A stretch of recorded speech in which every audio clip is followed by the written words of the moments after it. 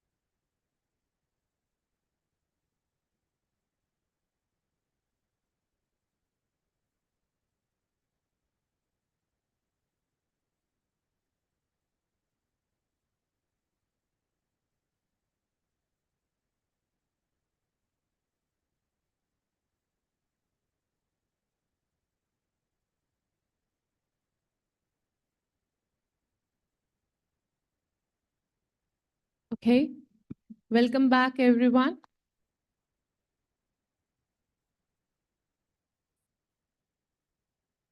I hope you are enjoying the conference and gaining some valuable insights and building connections with fellow experts. It's time for the next panel.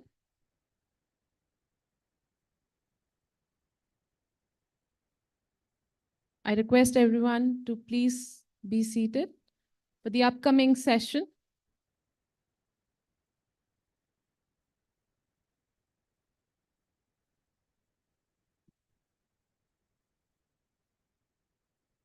So the panelists in the next session will walk you through panel discussion on the topic, cross-border legal partnerships, building effective international alliances, examining successful models of cross-border legal collaborations, discussing strategies for fostering strong partnerships between legal professionals from different jurisdictions.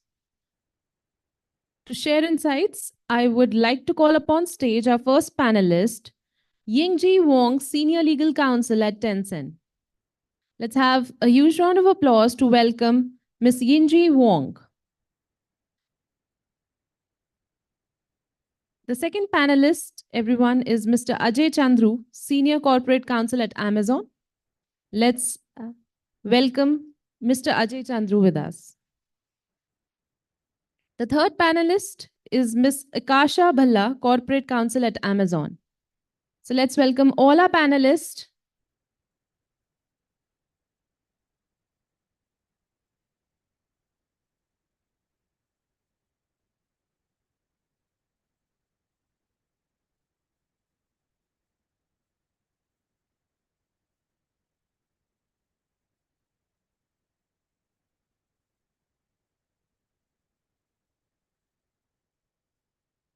Hello, hi everybody. Thank you for taking time for today's session. And our topic today is cross-border legal partnership, building effective international alliances. Let's just start this session by a few self-introduction. I'm your panel. I'm your moderator for this panel discussion today. I'm In Wang. Actually, I'm from the Singapore office of Tencent International. I'm a senior legal counsel from the group's international legal and compliance team. So basically, I'm overseeing all the various business lines of the group, especially those technology products, like over the Asia Pacific region, with a focus on the cloud products and also the payment products. Yeah, today also have the honor to have invited Ajay and Ikasha from Amazon. Yeah, so let have some introductions, self-introductions as well. Yeah, thank you. Thanks, Angie. Hi, my name is Ajay. I am a senior corporate counsel based out of the Amazon Singapore office. So I primarily support the Audible business for Amazon. So it's a audio entertainment business, which is basically involved into audiobooks, podcasts, original content. And I support primarily India and APAC region and Middle East region in terms of international expansion. I've been with Amazon for close to 7 years, and prior to this role, I used to support Prime Video also for almost close to 3 years. Hi, everyone. Very nice to meet everyone here today.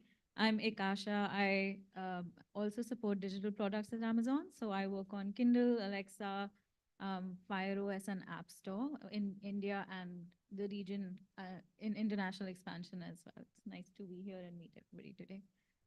Thanks. Yeah, thank you, Ikasha and Ajay, for the introduction. Yeah. So today's topic is cross-border legal partnership. It's actually a very broad topic. As you know that managing cross-border legal partnership is actually a very critical aspect of the business operations. Yeah, still, especially when we're in an increasingly globalized economy, we've been dealing with like so many laws and regulations that is ever evolving. Deal with regulators of across the globe with different jurisdictions. We've been dealing with a lot of internal stakeholders, different business teams, different internal partners, different internal stakeholders, as well as managing external counsels when there are complex complexities and also complications arising from the business operation when they venture into different jurisdictions. Yeah, so today just let's explore each of those challenges we have as an internal, as an in-house legal team, along with some of the approaches and some of the strategies that we came up as a leading in-house legal departments, and how we managed to adapt to ourselves to it and manage all these challenges and risks. I think we will start, first of all, we start with the foremost, most important aspect of the challenges we could think of. So that will be the regulatory and compliance challenges we have. Because for Amazon and Tencent, as you know, that we can have hundreds of thousands of different subsidiaries or other entities, investee companies in different jurisdictions that each have their own laws and regulations. And in particular, these laws and regulations are ever evolving. New rules and regulations are being introduced from time to time. So we have to on a daily basis deal with different regulators who have different levels of enforcement. We have different issues that we have to deal with on a daily basis. Yeah, so maybe we just welcome Ajay and Ikasha to share their personal or their own experiences on dealing with this challenge. Thanks, Ringzi. I think that was a good intro and background. Uh, so I guess I think for me, because I'm a business line lawyer, which essentially means that I have to support anything and everything to do with the business. It doesn't matter what the area is and what area it is not. Uh, so I think the major issue when you're working with, on cross-border stuff is essentially when we work with our product teams, when we have to launch new features. So when these are technology teams and product teams, they want to build products that are uniform across the board. They don't want different variations. They don't want the same thing to look differently. And I support a B2C business. It's a consumer-facing business. So essentially, any features or anything that needs to be developed, it can't be, it can't have variations. So the lesser the variations they have, the better it is for the product. It's easy to scale. It's easy to expand, low maintenance. There are a lot of reasons why if you're a big technology company, you want to have the same tech stack. You want to have everything the same as minimal as possible with little variations. So this becomes challenging when you work with, but at the same time, the product has to comply or the feature has to comply with all regulations in almost all countries that you are in. So it's a very, which becomes really challenging. I think the issues we used to face was the product team would come to us and say that, oh, this is a feature that we want to launch. And now there are 50 people from 50, 50 countries, 50 councils, giving different opinions. So the end result was turning into at least a 10 different variations of the same product, which is obviously not which is adding cost to the company, which is not really good. It's not a good CX. It's not uniform. So a lot of issues in terms of building, scalable products, and also, from a business point of view. So just to give you an example, right? So say, for example, in an e-commerce scenario, if you're running a sale, right? So and the product team comes and says that we want to build a feature where we want to give the ability to the marketing teams to run sales continuously, to decide and say have call outs, different call outs, right? So then the question becomes that they want to put in a strike through pricing. Strike through pricing means, say, if it was $10 today, I'm giving you a 30% discount on it. Now, for that, the laws in every jurisdiction when it comes to strike through pricing will differ, right? So you can't keep the product on sale for, like, say, 12 months in a year and say it's a sale. It's not right, right? I mean, it's not a sale anymore. Plus, if the product was, say, $10 today and you're giving a discount on 30% on it and it becomes, say, 7, but last 2 months ago it was still $7. So you need to have controls in place. So the algorithms or things that would be used to determine the logic and what data or parameters can be fed in to determine what's the correct reference pricing and control. So every jurisdiction may have a very different view of it. So it's very hard to build, say, putting 50 parameters in place and build it out. So you need to align, like, if you have, from 50 different jurisdictions are there, what's the baseline level, right? In terms of what are the 10 parameters that you can't do with. So we were having issues, these challenges that, how do we advise the product team and to help them build a feature? And you have to be right at the get-go because every time you do an iteration later and come back and say that, oh, this shouldn't have been done, or can you change this into this? It may seem small to you, but it takes a lot of time, work, and energy, and you're taking resources from, say, some other team. So it's good to build a product or build the technology in such a way that it is more flexible, scalable, and can be made changes dynamically to the extent that is possible looking into the future, right? So it becomes harder to do this. So I think one of the things that we did was we started having a single threaded owner within the global legal team for, say, acquisition, for, say, retention. So this person would be the point person or the POC for the product team. So they would consolidate opinions from different, from different councils all over the world. And this person would have a deep knowledge of, from a technology standpoint, what the limitations are from a product point of view. Because as a council, you're sitting here, you may say 10 things, right? Do this, do this, do that, because from a compliance point of view, this is what is required. But it's not necessarily that, that solves the problem, or it can be built like that. So I guess, so this kind of consolidated and helped because this person's job was getting the opinion, and because they know the product limitations, so they would kind of combine those opinions and push and drive a consensus among councils all over the different parts of the world to say that, okay, this is a risk that we have to take, this is a risk that we can't take. So come to a conclusion that we can go back to the product team and say that these are the 5 base level requirements, for example. So I think that really helped. And that's a challenge that we had. I think it's getting better day by day. Let me just put it that way. So yeah. Thank you, Ajay. Yeah, thank you for your insights.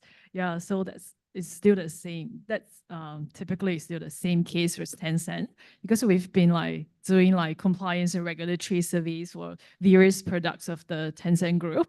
So easily the multiple jurisdiction like surveys is gonna cover like 30 over countries. Yeah, so we have a different standards. We deal with different regulators. Is sometimes, for example, the telecommunication like products different jurisdiction will have like different definitions. So maybe for the same product features, like in one jurisdiction, it is licensable and still like maybe subject to a very strict scrutiny and also very stringent like licensing requirement. But in the other country, probably that's something we can allow like more flexibility. So that's not even licensable. Yeah. So really have this a very huge gap to to kind of a breach like for us as in-house legal counsel. Yeah. So what's your take, Ikasha? Yeah, from your point of view, because you've been doing a lot like entertainment media products. Is that the same case? Yeah, very similar, but I think there are a few strategies that help, in meeting the objectives, which is like ultimately having the products available and also, being compliant. I think some of those are just establishing a really good baseline for regulations. Like typically, we've seen, regulations come out in the EU and then they've kind of follow through in other territories. So like when you build a good baseline for compliance, like Ajay mentioned, like you make sure your product is flexible and there's a good baseline there, it's easy to even take those legal calls because then you're benchmarking against something that we have insight on or that we've seen.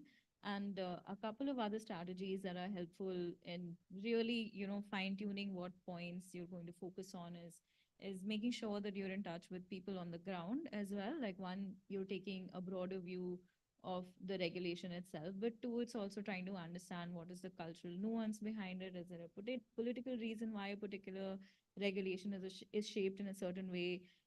In entertainment and content, it's obviously like you need to be very mindful and aware of cultural sensitivities across countries, and how do you deal with that? So getting a better understanding of the territories that you're covering, the products that you're covering, and being very mindful and respectful of that, in addition to building a good common baseline. Like those are some of the strategies that have been very successful and made it possible to scale products.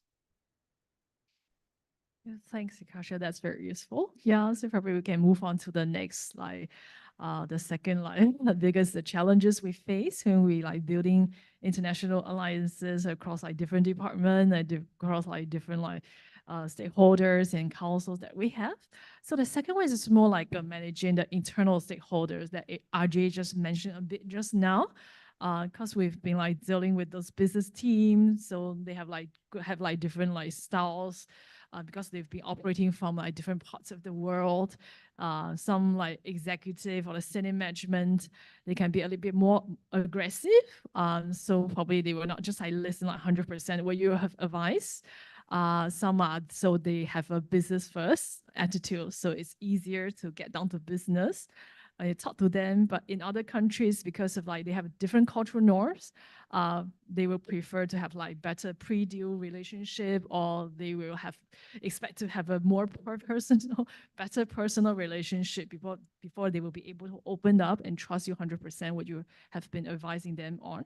Yeah, so that's quite different, like how you kind of like manage this dynamic based on your experience. Yeah. Thanks, Jingzi. I think that's a very good question. I think mostly for me, I think it's managing expectations, like with different stakeholders, and especially like for a company like us, like, and which is probably the same in most big MNCs. The HQ, the lawyers in HQ tend to be more in number. Outside of the HQ, they're very slim teams and very like thinly managed. So the service level expectations, like, the response times. So if you're working with a US stakeholder, like, if they're working with a lawyer in the US, for example, if the HQ is in the US, they they can get answers within 1 day or 2 days, for example, right? So whereas like if you're a lawyer outside the US, it's you probably there like a team of 5 people or one person doing like 100 things, but the expectation will be it's been set that they still need a response in like say 2 or 3 days, right? Uh, they don't understand the difference that that you may be doing 100 things, but that person who has responded to you was doing 2 things, and then that's why they are able to respond to you quickly. So I think that's a, challenge, and it's always been like about educating the teams, the stakeholders, and saying that okay, look, this is how the legal team is structured. You can't expect the answers in say 2 days versus say it takes 1 week if you're going out. So you need to plan those timelines and everything accordingly. I think I would say like that's one big challenge, and the only way we've solved it is like pretty much educating and training them and saying that okay, and setting expectations on those lines. Yeah. Thanks. Thanks, Ajay. Yeah, I think that I do share this experience, and especially I think that's it's an in-house legal counsel because I came from the private practice like background. Yeah, so it's really internal learning process. You need to really figure out like what the legal structure is, and also like what the business structure is. Especially you are dealing with like 100 or like even like sometimes thousands of like different entities, so they have different like management of different styles, like different from one to one. Yeah, so managing the expectations from different person and coming from different jurisdictions sometimes can be really a huge task for us. Yeah. So Ikasha, what's your take on this? Yeah.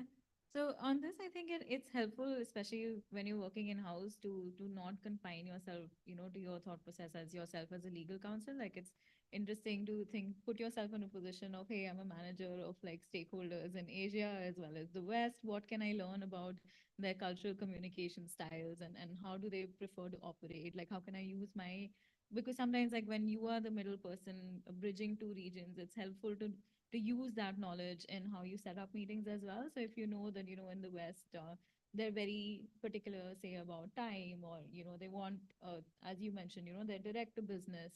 It's helpful to set that context with the people that are going to be attending that meeting that maybe are used to a different style and maybe doing it both ways. So one of the strategies is, like just having a pre-brief of how you're expecting the meeting to go.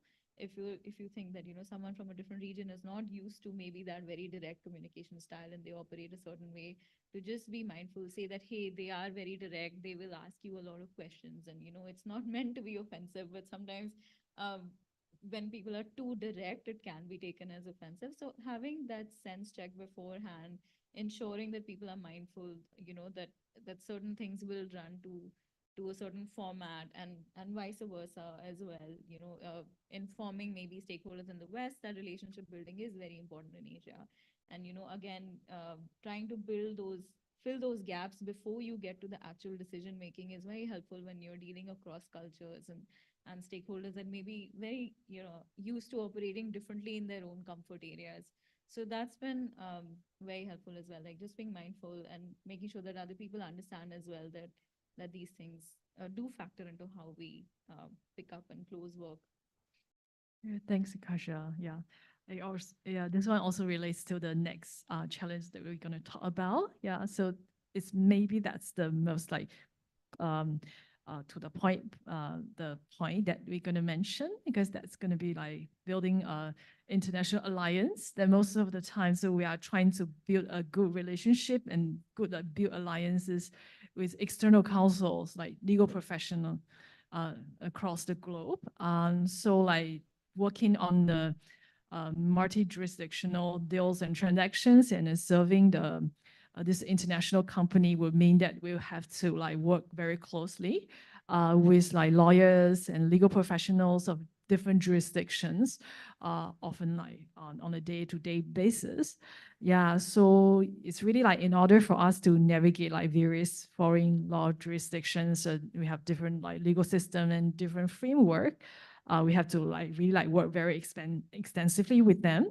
Then also our choice and our options of like external counsels varies. Sometimes it can be like really like unlimited, especially you are like having a counsel, you are looking for a counsel in a big major like cities or international cities like New York, like Paris. So your choice of numbers of choices is actually unlimited. But if you came to this like smaller countries, scattering across the globe, your choice is sometimes it's quite limited. As mentioned by RG just now, so probably ideally we'll be able to find a global partner. So we just rely on one partner who knows very well what he's doing and what our business products are and what the features are. So they'll be able to liaise with these local partner, local counterparties. So save us a lot of pain for us in those global communications and coordinations. Yeah, so that's my take. Would you like to elaborate a bit more? Yeah, thanks, Yingzi. I think that's a really good point, and we have similar issues when we work with, especially like you said, right, in the smaller countries. Say, if you want to launch something or expand in, say, North Africa or Middle East region.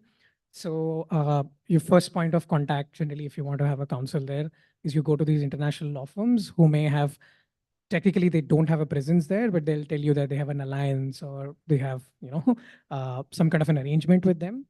But the problems we face or we used to face, and I think we've gotten a little better at it, is that would be the first point of contact and say to go to the big law firm and they would identify someone in, say, North Africa, okay, so in Egypt, for example, and they would work with them and they are familiar with our business and they would, work with the firm in Egypt and then they would give us the final work product. But I think what we noticed was uh, a lot of times it was just like a copy paste of what the Egyptian firm has said, right? For example, I'm just taking Egypt as an hypothetical example. So then the question becomes that, what's the value add that they are bringing to the table?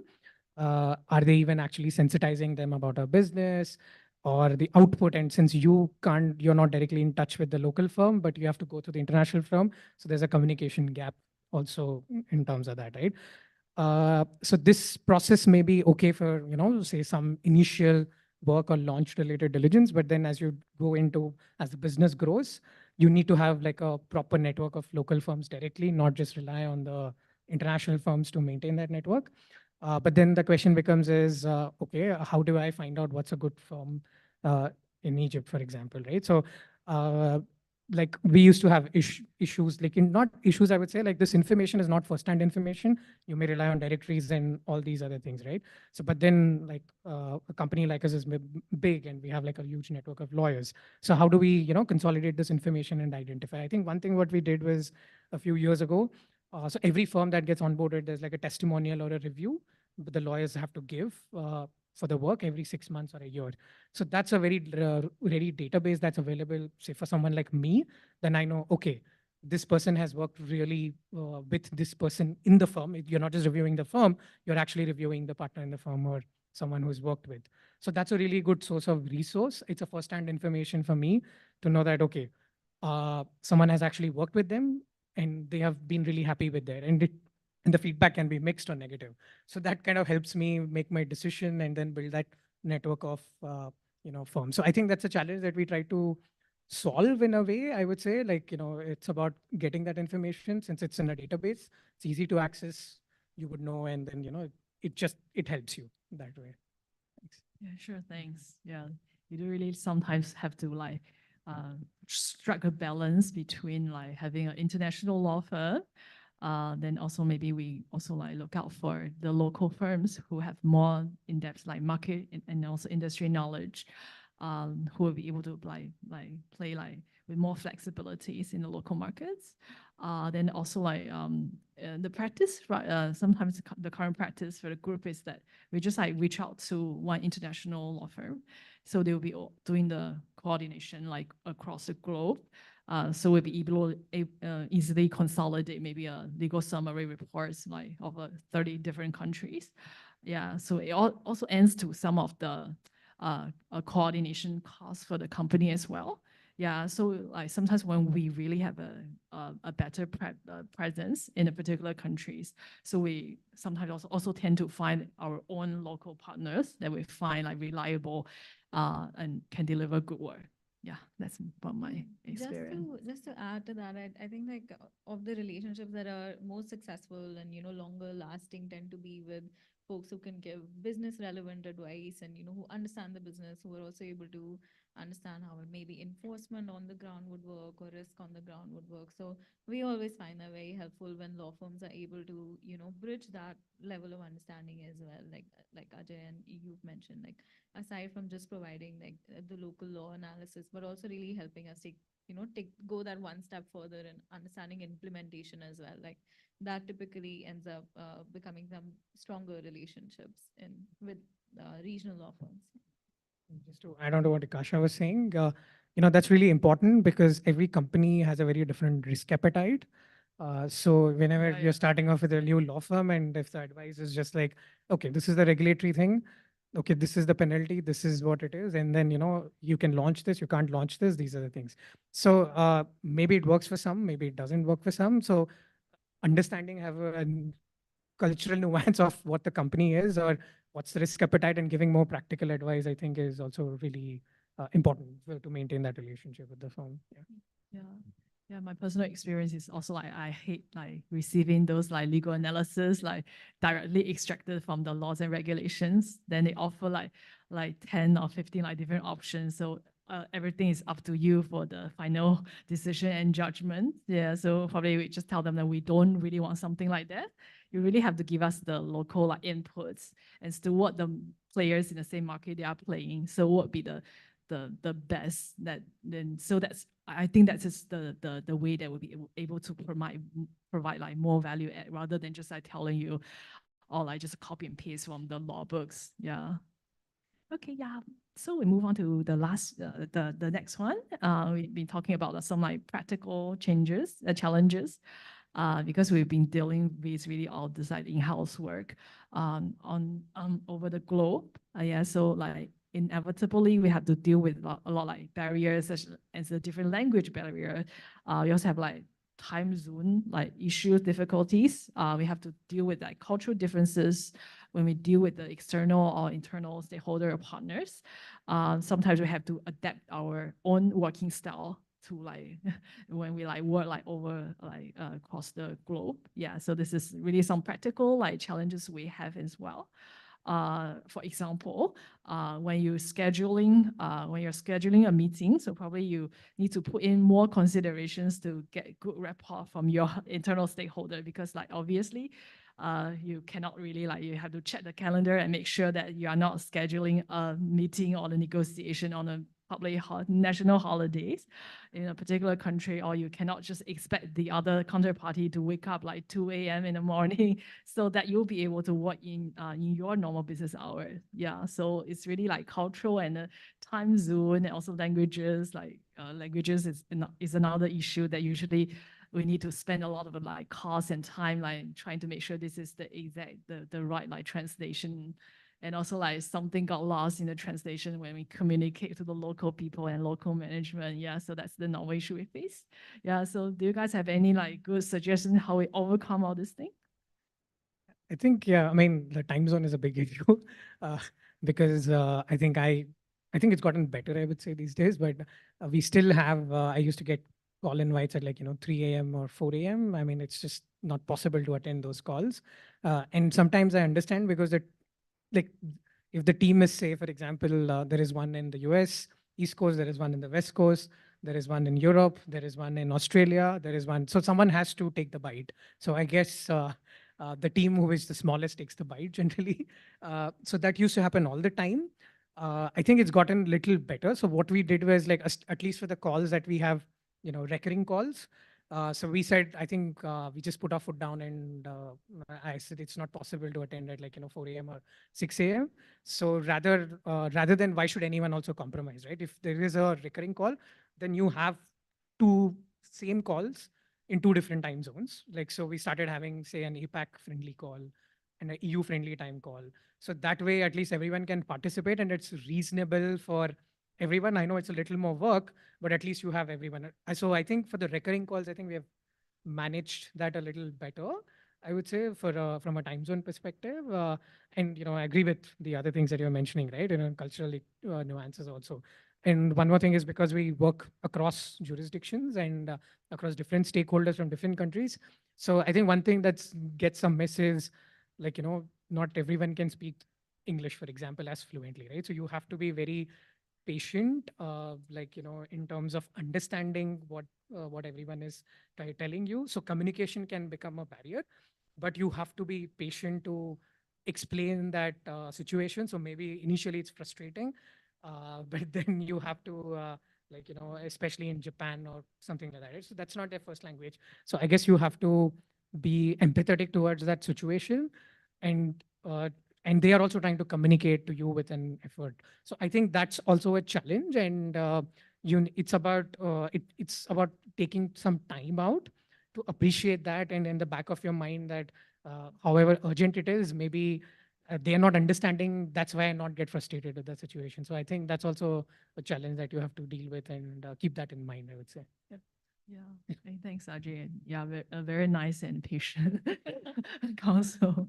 I can see. Yeah. So, Ikasha, so like, what's your personal experience? Like, Yeah, yeah. I was very happy to hear that it's gotten better for you, Ajay, because I feel like for me it's getting worse. Like sometimes you have calls in the morning and in the evening, but I think yeah, it's a mix between just biting the bullet because you're covering, those extra regions, and also I think what works in those situations can also be alternating times. Like so, if it's very late for someone, it maybe it can be at your working hours the next time, and then and putting in mechanisms like that, because especially with the US East Coast, it's a straight 12 hours. Somebody has to bite the bullet, and then you kind of share the load back and forth. Maybe one day it's your working hours, maybe the next day it's the other person's working hours. But yeah, I haven't found an honestly like a perfect foolproof solution to time zones. It is a challenge, and I think just being mindful of that, trying to see if you can and achieve some things offline. Maybe like everything doesn't need a call. Having those other processes in place, of course, helps a lot as well, and also helps so at times with language issues where you're trying to work on something, getting it to a further point than maybe you would with other stakeholders that were regionally co-located with you. So it's also being a bit more flexible in your style of working with folks that are not on the same time zones as you. What about you, Hingzi? Yeah, I think I can understand the pay. Because like the group within Tencent, even for the legal team, so we have like colleagues like based in the US, in the Europe, Singapore, like Asia Pacific. So like it's even quite difficult for us to organize any internal all-party meetings to cover all the jurisdiction, not mention like any like external meetings with your business stakeholder. Yeah, so we managed to find out like choose a few time slots. Yeah, so like we take turns like to cater to like different time zone. Yeah, so like each of us will take the pay to some extent. So like kind of like balance the yeah the experiences like among like different legal teams. That's the something we try to figure out. Yeah. Yeah, do you want to talk about the technical technology part of that? That's like not very. It's like yeah, open to the Q&A session. Yeah, I think we came to the panel, it came to the end of the panel discussions. Yeah. Yeah, so I think we have another like maybe 10 minutes. So we are open for the any like questions. We are now in the Q&A session. So anyone from you have any questions for Ajay and Ikasha? Please feel free to raise your hand. And Megzi.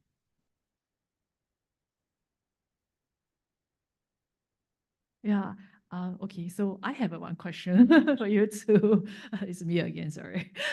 Yeah, so for that, it's like, so because like we came from like Amazon, like Tencent, all this like technology conglomerate. So it's like technology is actually part of our business, especially we have to deal with them on a daily basis.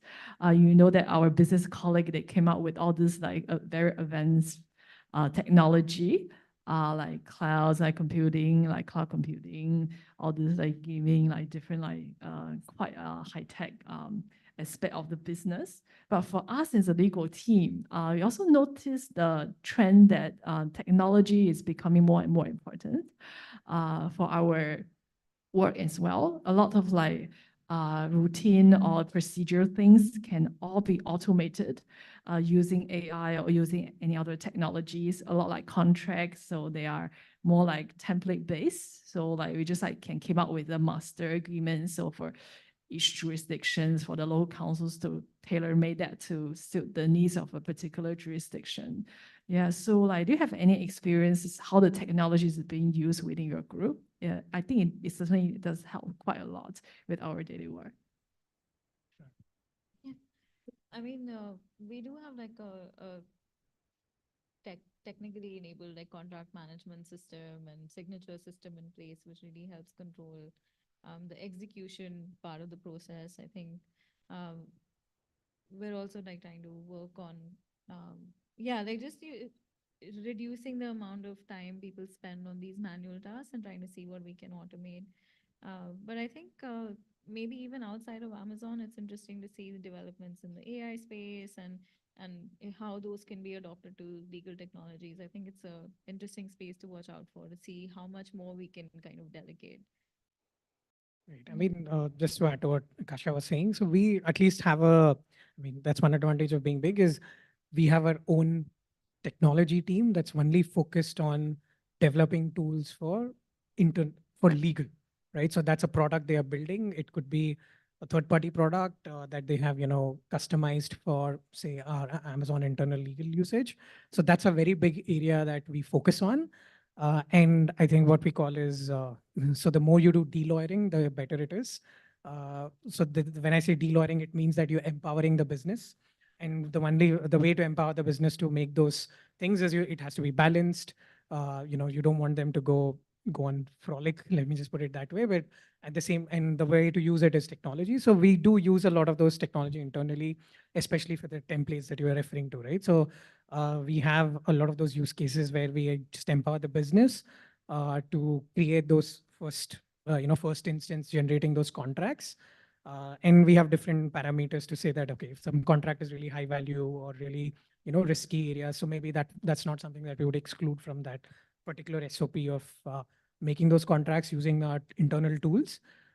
And also in addition to that, just to even scale it better, we also give them sometimes empower them from a fallback mechanism to say that, okay, if this is how the negotiation is going, you're empowered to make certain decisions, but you're not empowered to make certain other decisions. So there is some controls to that entire process, but that's a big part of push towards doing it because like most teams, at least I'm guessing most in-house teams are very lean and we support like a huge amount of businesses. So I guess it's about figuring out more efficient ways to serve the business, manage the risk at the same time, and you're available to probably do high value tasks, the legal team, and rather than doing low value tasks where you're not adding value, it's not good for the business, neither it is good for you. You would rather empower them to do those where there's not much value you can add and where they can make those decisions. Even from a cost perspective, it makes more sense. Same.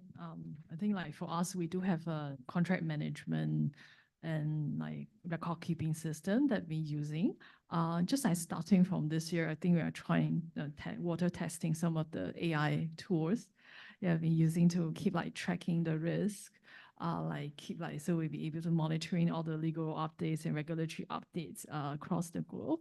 So that's going to be easier, from a perspective of the procedure wise and cost wise. So yeah, we see how it goes. We just get started on the AI tool. So maybe we'll let you guys know in the future.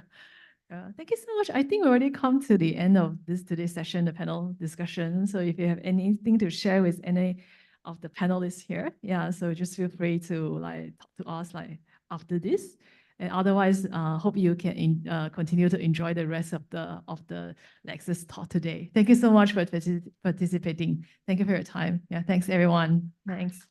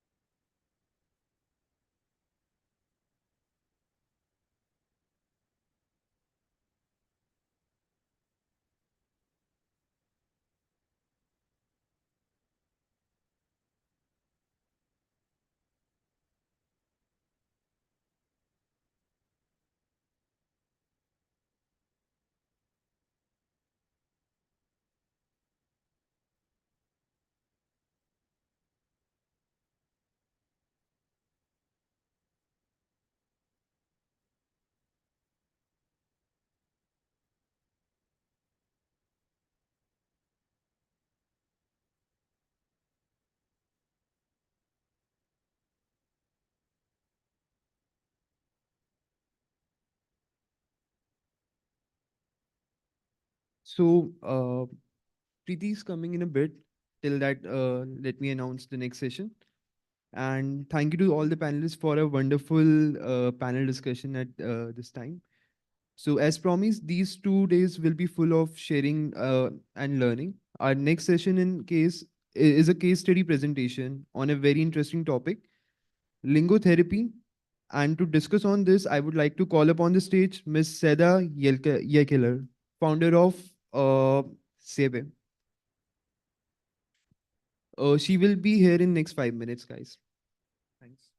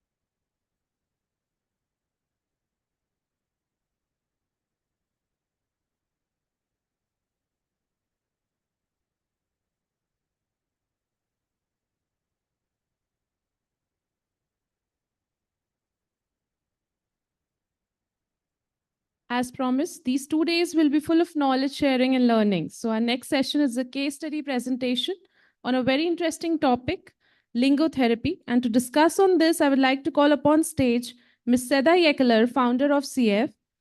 She is an erudite author and an accomplished orator. She has an extensive portfolio of foreign language publications, including volumes in English and French, as well as numerous translations. Her latest work, You Can Speak To, was acclaimed as the Education Book of the Year in 2021. She has been honored as one of the 100 educators making a difference within the United States. Her contributions to the field of language acquisition and education are truly commendable. So, ladies and gentlemen, please put your hands together for Ms. Seda Yekeler.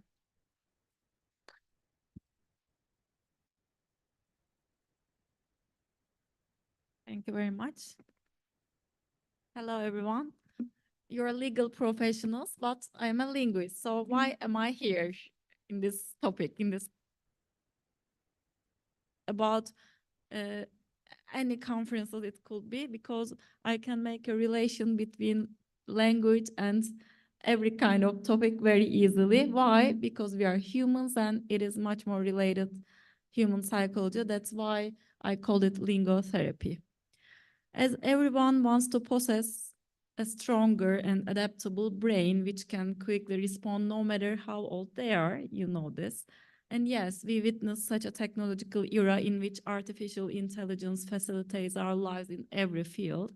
However, we should bear in our minds that AI is not a replacement for humans. It is about, okay, amplifying human potential. And for the last 20 years, I've been working on enhancing this human potential by examining our most valuable organ, which only weighs almost one. You can show our most valuable organ, the next one, which has, of course, 1,300 grams and has almost 90 billion on nerve cells. I've been examining it because I'm from a monolingual country, Turkey, and unfortunately, there are still millions of people in my country who are not able to speak no language but Turkish. My profession as a linguist has given me a chance to be able to make research on monolingual brains. And most of which were lawyers, by the way, because for the last 15 years I've been teaching legal English to Turkish lawyers. I made a sheer number of research trying to figure out how our brains are affected by acquiring languages, and most probably, as you all know, the bilingual brain does not work just like the monolingual one. I'm very well aware of this fact that you all know how significant acquiring a language is for your brain development, sure. When faced with a new language, the bilingual person has to juggle with three balls, actually. Could you please another one? You can imagine a bilingual has to juggle with three balls, already knowing how to do so with two, while the monolingual has to learn from beginning, unfortunately. Today, of course, I'm not here to tell you that as the world continues to become increasingly interconnected and multilingualism is becoming less of a luxury and more of a norm. Today, I'm here to tell you, and really I'm touring the world to tell everyone that you can heal your psychological and mental problems in your own community through lingo therapy. Where I live, unfortunately, again, there are still millions of people who consider learning a new language as just facilitator of just for communication when needed. The other slide, please. Because they're not aware of how learning a language can actually change how brain works. So in Turkey and most of US citizens as well, they say, I don't need. I have just my Google Translate on my mobile phone and it translates for me. And as you see, sometimes not having a need to understand reduces the pain that you'll get. That's why monolingual countries take more risks, because risks come from not knowing what you are doing.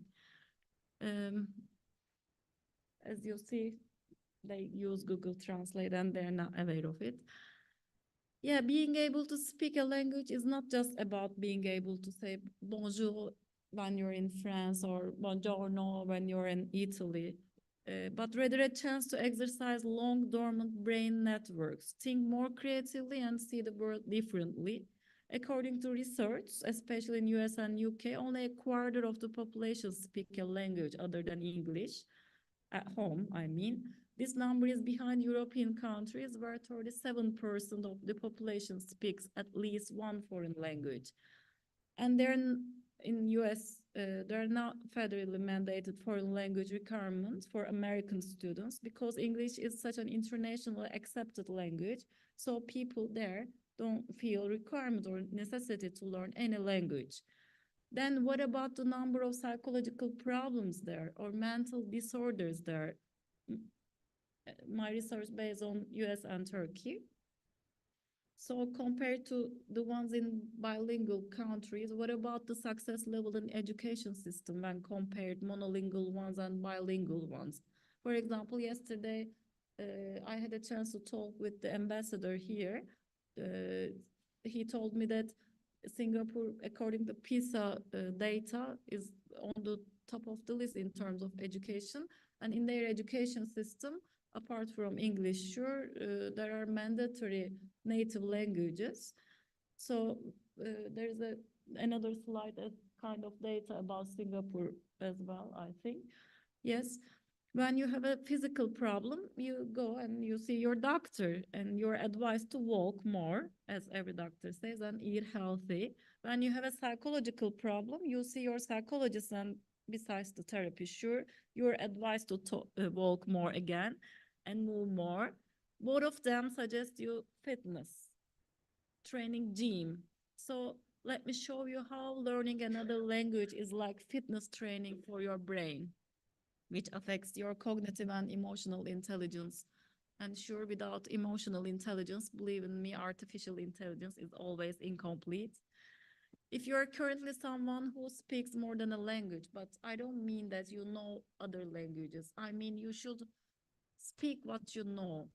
You create a bridge. There's another slide. You create a bridge between your Broca and Wernicke region in your brain. If you just know many languages and don't use them, don't speak them, or when you were a child, for example, you were exposed to, but now you don't use, you cannot make a connection between these two areas, which are very important for your psychology and brain development. So if you don't do this by and you should actually by speaking a new language, you are going to exercise a part of the brain, and these dormant nerve cells are activated. How can you achieve your psychological problems if you don't expand your ability to handle new situations? Because if you activate these parts, you can handle and you can be more creative with your solutions.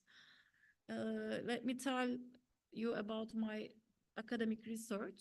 I visited many clinics where people are there because of their psychological problems, and also visited many nursing homes in which there are many old people who are unhappy, lost their purpose of life during the day. And in both places, there are performed some activities like doing puzzles or making some bracelets, necklace from the beads. Why? Because if you begin stringing together bits and pieces until it conveys something concrete and it keeps you on your toes, a better process happens when you start with a handful of words, then you begin stringing together these bits and pieces until it conveys an image in your mind. For your brain, every word, every phase mastered comes a new connection. In one of our researches, you see one of the ladies pictured there, we had two different kind of subjects in this nursing home in Turkey. The ones who knew more than one language had more gray matter in their brain and better short-term memory, problem-solving skills and attention management when compared to those who only spoke one language.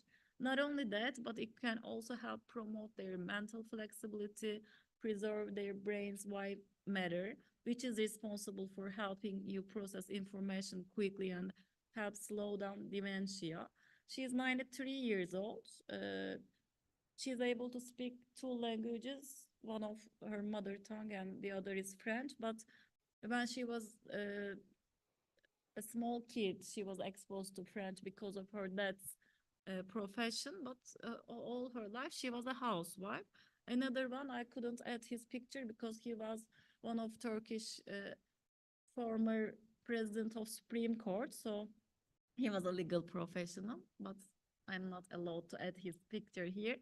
He was younger than her, but he was monolingual and he had a serious level of Alzheimer when he couldn't recognize his own books that he had written himself. So our hippocampus, I'm sure that you all have heard about this place in our brain, hippocampus. It has to do with recalling and storing memories. This literal increase in thickness in the area of brain allows there more neuroplasticity and neural pathways for cognitive function, which creates your cultural behaviors and cultivates your empathy, actually. I can tell you millions of stories how neuroplasticity in your brain, thanks to acquiring new language, helps your psychology. But I have selected some stories that I like most depending on my research. Maybe you have heard a kind of trolley problem. Imagine, for instance, that you are standing on a footbridge and when you see that there is a train coming and it's gonna kill about 5 people walking on the track. The only way to save these 5 people is to push a heavy van off the bridge in front of the train. He will die, but impact will prevent the train from hitting the other 5 people. So this is considered the utilitarian choice in a version of thought experiment known as the trolley problem. Many of feel such strong revulsion at the idea of pushing the man to his death that they will prefer to take no action at all, even though that means that there really more lives will be lost. So what is this connection between learning, acquiring languages? So there is an experiment.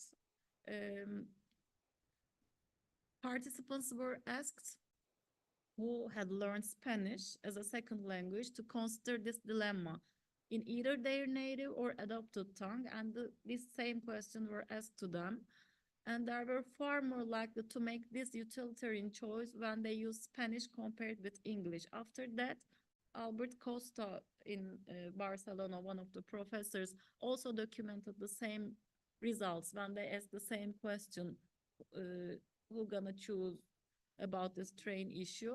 So many participants gave the same results. Even in one sample, participants were twice as likely to choose the utilitarian choice, this option, when speaking a second language. So when speaking a second language, you can totally, your brain totally can change your choices. And another short example from myopic loss aversion and language experiment. Sometimes, especially when we travel and change our countries, we get confused with the currency of that country. For example, people are unwilling to risk losing a small amount of money for the chance of winning a bigger sum, even if the odds are tipped in their favor. For example, if you give people a 50% chance of winning £2, for example, or offer them opportunity to take £1 for sure, most people go for the guaranteed money. But if you ask them in another language, their myopic loss aversion occurs, and it's gonna be very serious problems for investors as well. So people just hate the prospect of losing, but they hate less in a foreign language. I can tell you, as I told, many stories like this. So what we do, as say, we teach, especially for children in need, free language education through these lingotherapy sessions. And at first we examine their left and right hemispheres, especially in villages where they're not exposed to foreign languages. And as well, in the other picture, as you can see, my company's adult students. So we establish language laboratories, especially, as I told you, in the villages. And we tell them, if you have cognitive enhancement, cultural empathy, or understanding, self-confidence, personal growth, emotional well-being, neuroplasticity, and brain health, you should learn. And more than learning, you should acquire another language and you should use it. So I am sure that you know here other languages, but if you want to encourage your community's personal growth by broadening their horizons and expanding their worldview and challenging their comfort zones, there will be reduced risk of age-related cognitive disorders such as dementia and Alzheimer's disease and psychological problems. With SEA, we embark on this journey of learning a new language, and we unlock the world possibility of personal growth, intercultural connections, and expanded horizons. Thank you for listening me. If you have any kind of question, I'll be pleased to reply. And I hope you and your community will give importance to this lingotherapy issue.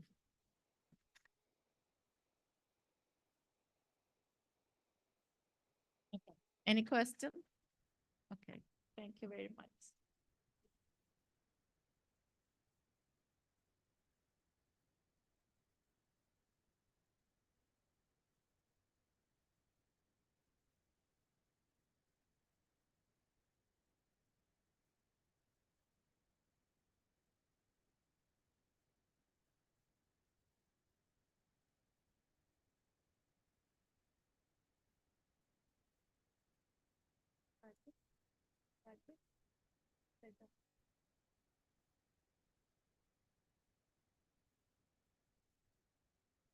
Thank you very much.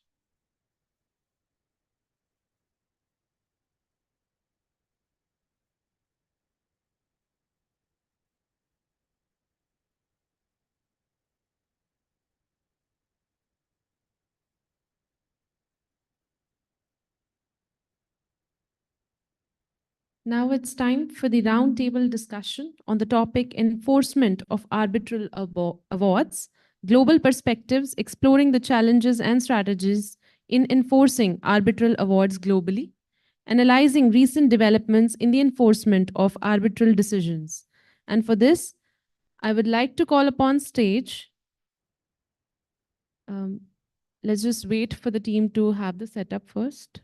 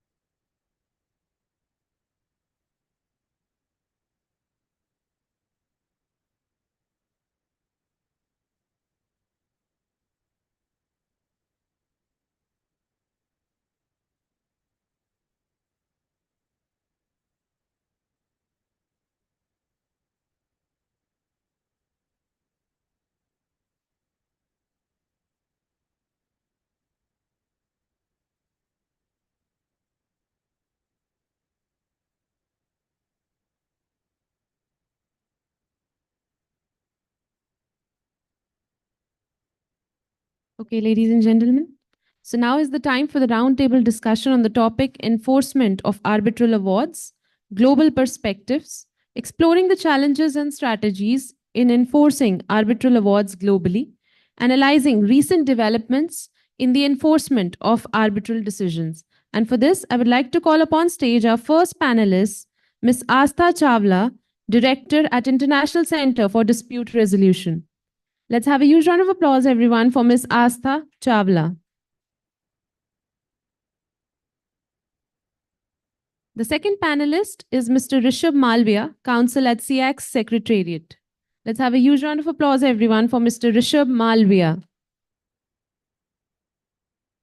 And the third panelist for the session is Dr. Moksh Kalyanram Abhiramulla, founding partner at Dispute Resolution Hub, who's also our Powered by sponsor. Let's have a huge round of applause, everyone, for Dr. Moksh.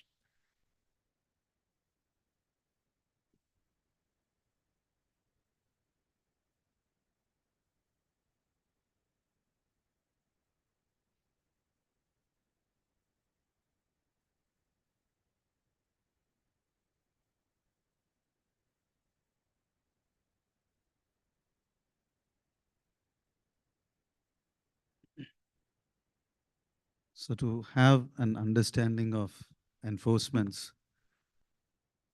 now national, international awards have their own role, but when it comes to international awards, we give a separate category called foreign awards. There are challenges with respect to difference in jurisprudence. Question of jurisdiction is always the primary question which people ask when execution is to be either delayed or either to be postponed. That's the general focus which people put in. Now, with this background, there is a New York Convention which is always being talked of. So I just wanted to start my question with Astha as to what are the impacts of this New York Convention and how things move in the international arbitration for New York Convention.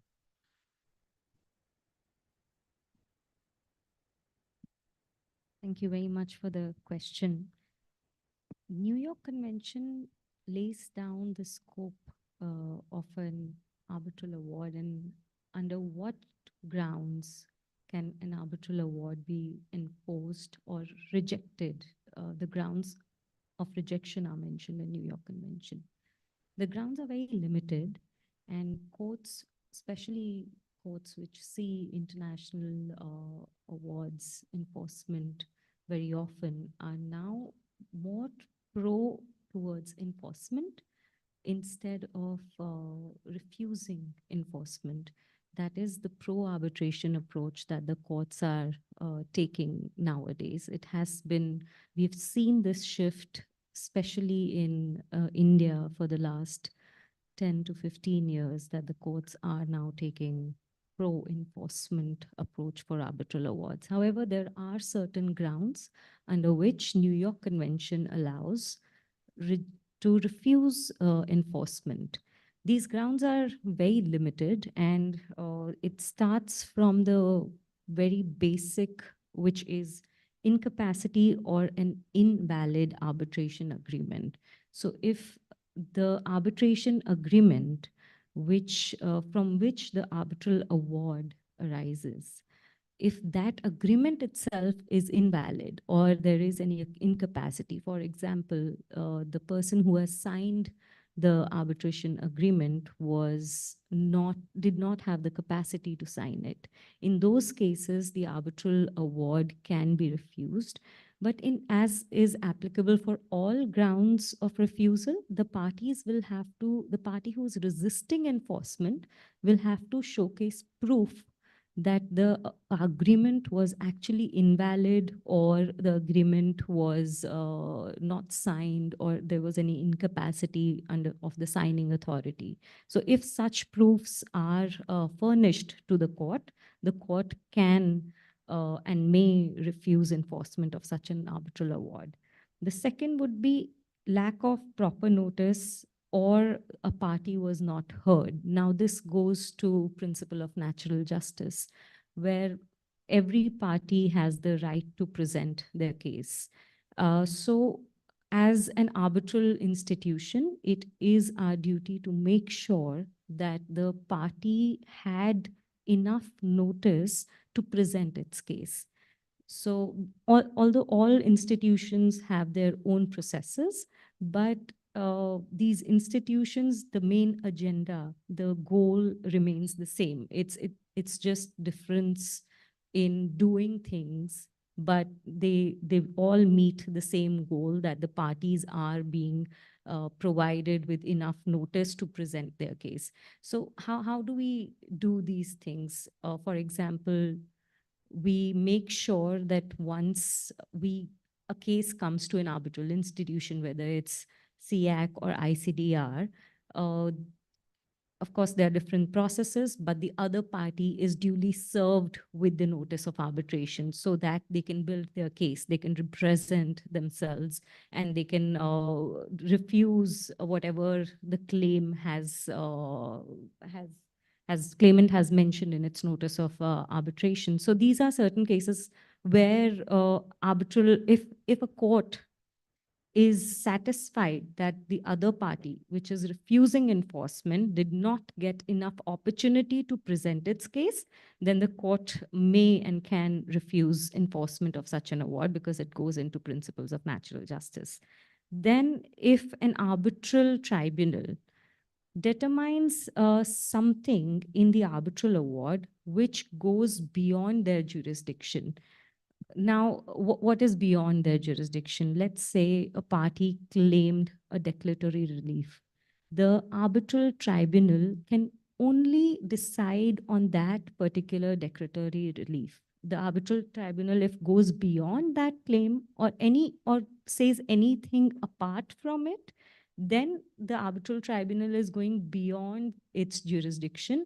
And to the extent that the arbitral tribunal is going beyond the jurisdiction, only to that extent the court can refuse enforcement of the award.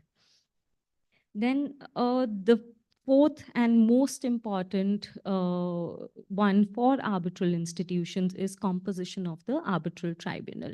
If the composition of the arbitral tribunal is irregular or not as per the rules of the institution or as per the agreement of the parties, then the court can refuse enforcement. Let's say in an agreement, the parties have decided that the arbitral tribunal will comprise of will be a 3-member tribunal. However, an institution, or if it's an ad hoc international arbitration, if the tribunal is a sole arbitrator, in that case, it is irregular composition of the tribunal. Unless, despite what is mentioned in the arbitral agreement, the parties, after the dispute has arisen, decide that, okay, we understand we had agreed to 3-member tribunal, but now we think that the case can be resolved by a sole arbitrator and it will be more efficient and would save costs. In that case, if the parties have an agreement on that point, in that case, it gets changed. And then the sole arbitrator's appointment is valid appointment. And in that case, the court will not refuse enforcement of this award.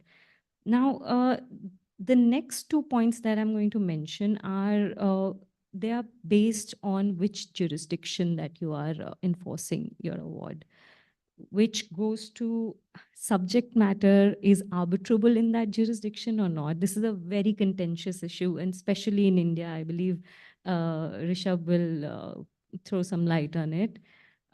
Now, for example, and this is an IP conference as well. So IP disputes, there is still a gray area in India, whether it's arbitrable or not. So let's say there was an IP dispute and the award was against an Indian party. The assets of this Indian party are in India. The winning party will go to India to get its award enforced. And when they apply for such enforcement, the court can say that this particular dispute is not arbitrable in India. IP disputes are not arbitrable, although it's a gray area right now. So in those cases, the courts can deny. And the second, which is jurisdiction specific ground, is violation of public policy. So if an award violates public policy of a particular jurisdiction, in those cases also the court can refuse enforcement of such an award. So these are certain 7 grounds under New York Convention in which the court can refuse enforcement. I think Rishabh would be enumerating case examples as well. We are waiting to hear you. Thank you, Dr. Mokshan. Thank you, Astha, for the introduction to the New York Convention. I think when you talk about enforcement of arbitral awards, it's also important to go back to first principles and understand what arbitration actually is, right? Because ultimately, what you are saying when you agree to an arbitration is you are giving up the right to go to court. Now, that's a very valuable right in most jurisdictions. It's a constitutional right in most jurisdictions. And if you have to give it up, most states would want to regulate it very closely. And that's really the background as to why you need provisions or national laws on recognition and enforcement. Because arbitration, even though it's out of court settlement of your dispute, ultimately it needs the sanction of the court. It needs the might of the state behind it to actually be enforceable or to have any teeth. And that's really the background in which the New York Convention came about. A number of countries got together and agreed to a common set of standards which they would follow in recognizing and enforcing arbitral awards. And Astha introduced and spoke about a few of those. But even within those standards, each country retains certain discretion in how they wish to implement those standards. And honestly, as a disputes lawyer, I can tell you that having a common set of standards doesn't really mean anything because disputes lawyers will find a way to get out of those standards. And that's really where a lot of the jurisprudence around recognition and enforcement comes from. Now, in India, when you talk about recognition and enforcement, there's 2 provisions that you really want to talk about, and both are quite similar. One is Section 34, and the other is Section 48. Section 34 is relevant when you're talking about an India-seated arbitration, which essentially means when the legal home of the arbitration is in India. Section 48 is when you want to recognize an award and enforce an award from a foreign jurisdiction. So for instance, if your seat of arbitration was in Singapore and you wanted to enforce the award in India against an Indian party, you'd look at Section 48. And now the grounds for refusal of enforcement are largely what Astha described.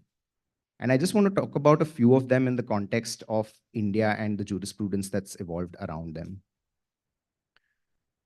Now, Astha spoke about lack of jurisdiction, essentially when a claim that the tribunal has dealt with is outside the jurisdiction of the tribunal. Now, in most jurisdictions, what courts would do is that they would conduct a de novo review of the tribunal's jurisdiction. Essentially, they would revisit that question in its entirety. Now, this is a bit of an exception to the other provisions because a setting aside proceedings or a recognition proceedings is not actually an appeal against the arbitral award. There are very limited grounds on which an award can be challenged. But where the tribunal's jurisdiction itself is in question, the court would typically go into that question and decide it in a detailed manner. So in Singapore, they say they would essentially look at the matter afresh, independent of what the tribunal itself has found. And that was the case of PT First Media.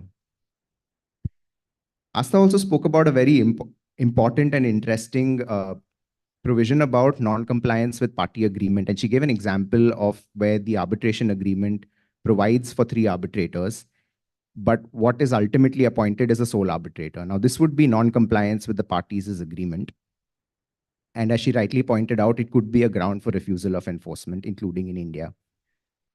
But let me tell you about some of the institutional provisions, for instance, that the SIAC has. And one of those is the expedited procedure. Now, the expedited procedure essentially provides for a process whereby the arbitration will be concluded within a period of 6 months from the constitution of the tribunal, and the tribunal itself will consist of a sole arbitrator. And this provision for a sole arbitrator will apply irrespective of whether the parties have separately agreed to a 3-member tribunal. So you may have a situation, in fact, where one part of the parties' agreement says that they want a 3-member tribunal, and at the same time, they've agreed to the SIAC rules, which provides that in certain circumstances, a sole arbitrator may be appointed. Now, interestingly, this provision has actually been upheld, including in India and in other jurisdictions like Thailand. to say that the institution can, in such circumstances, appoint a sole arbitrator, because by agreeing to the institutional rules, the parties have also impliedly agreed that in some circumstances, a sole arbitrator may be appointed, notwithstanding their general agreement on the aspect of the number of arbitrators to be appointed for that case. Now, again, arbitrability is a bit of a question that was hotly debated in India for a long time. Essentially, it means that there are certain cases or certain subject matters that cannot be arbitrated. You cannot take it out of the court system. You cannot have a private settlement of those disputes.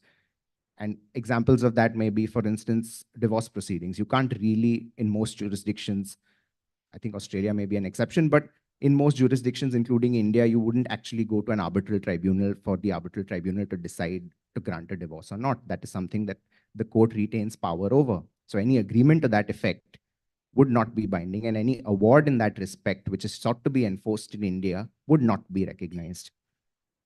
Now, some of the important cases really about arbitrability in India, it starts with Sukanya Holdings, which, and Booz Allen actually, which spoke about subject matter arbitrability and certain categories of disputes that cannot be arbitrated. Things were clarified a bit more in Vidya Drolia, which was a couple of years ago, and which laid out the tests to see whether a particular subject matter is arbitrable or not. And essentially what it said is that when there is a subject matter which affects rights in rem, or rights which have an erga omnes effect, essentially where there are third parties involved, or where there is some state involvement, those rights cannot be the subject matter of arbitration. And essentially any award that is issued in that respect will not be recognized or enforced in India. There may also be certain subject matters that are subject to a particular legislation in India, for instance, the Indian Trusts Act.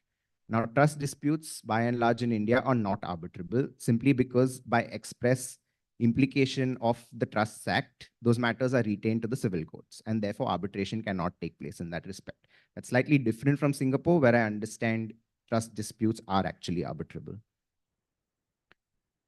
And I think the most hotly debated topic, actually more than arbitrability, is about public policy.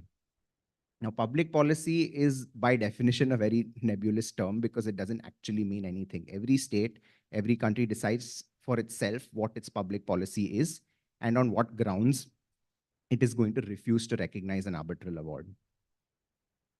And in India, the courts have tried to define this for a long time, over a course of maybe 20 years, before we now finally have some clarity as to what public policy means and what the scope of the court's intervention will be when it's considering a matter of public policy. So first was the Renu Sagar case. I think it was some 20 years ago, and it dealt with an award that was arguably or allegedly in violation of the FERA, which was in force at that time, the Foreign Exchange Regulation Act.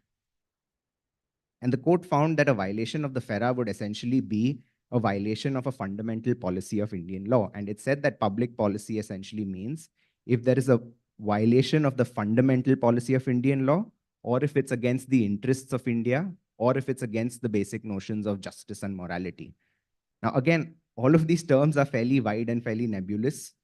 It's well intentioned in the sense that the court was trying to convey that it's a very high standard that the parties have to meet in order for an award not to be recognized. It has to be against justice, it has to be against morality, it has to, eventually the courts went into evolving the test of whether it shocks their conscience to see whether or not it's violating public policy. Now, all of this, like I said, is well intentioned in the sense that the courts were trying to impress upon users that it's a very high standard that has to be met.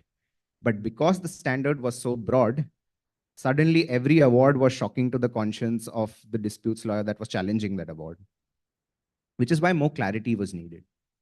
You then had the case of ONGC versus saw pipes, where they introduced another ground which said that if an award is patently illegal, it would be refused, or it could be refused enforcement. Now, when talking about patent illegality, essentially what courts then began doing is conducting a review of the merits of the award, which again is not permissible, because a challenge to the award or an argument that an award should not be recognized is not an appeal on law. It is a very limited challenge in scope. It is very, very limited. So in 2015, the Indian Act was amended to clarify firstly, the ground of patent illegality will not be available in the cases of international commercial arbitration seated in India or in the case of recognition of foreign awards in India. It's restricted to domestic India-seated arbitrations where all parties are Indian.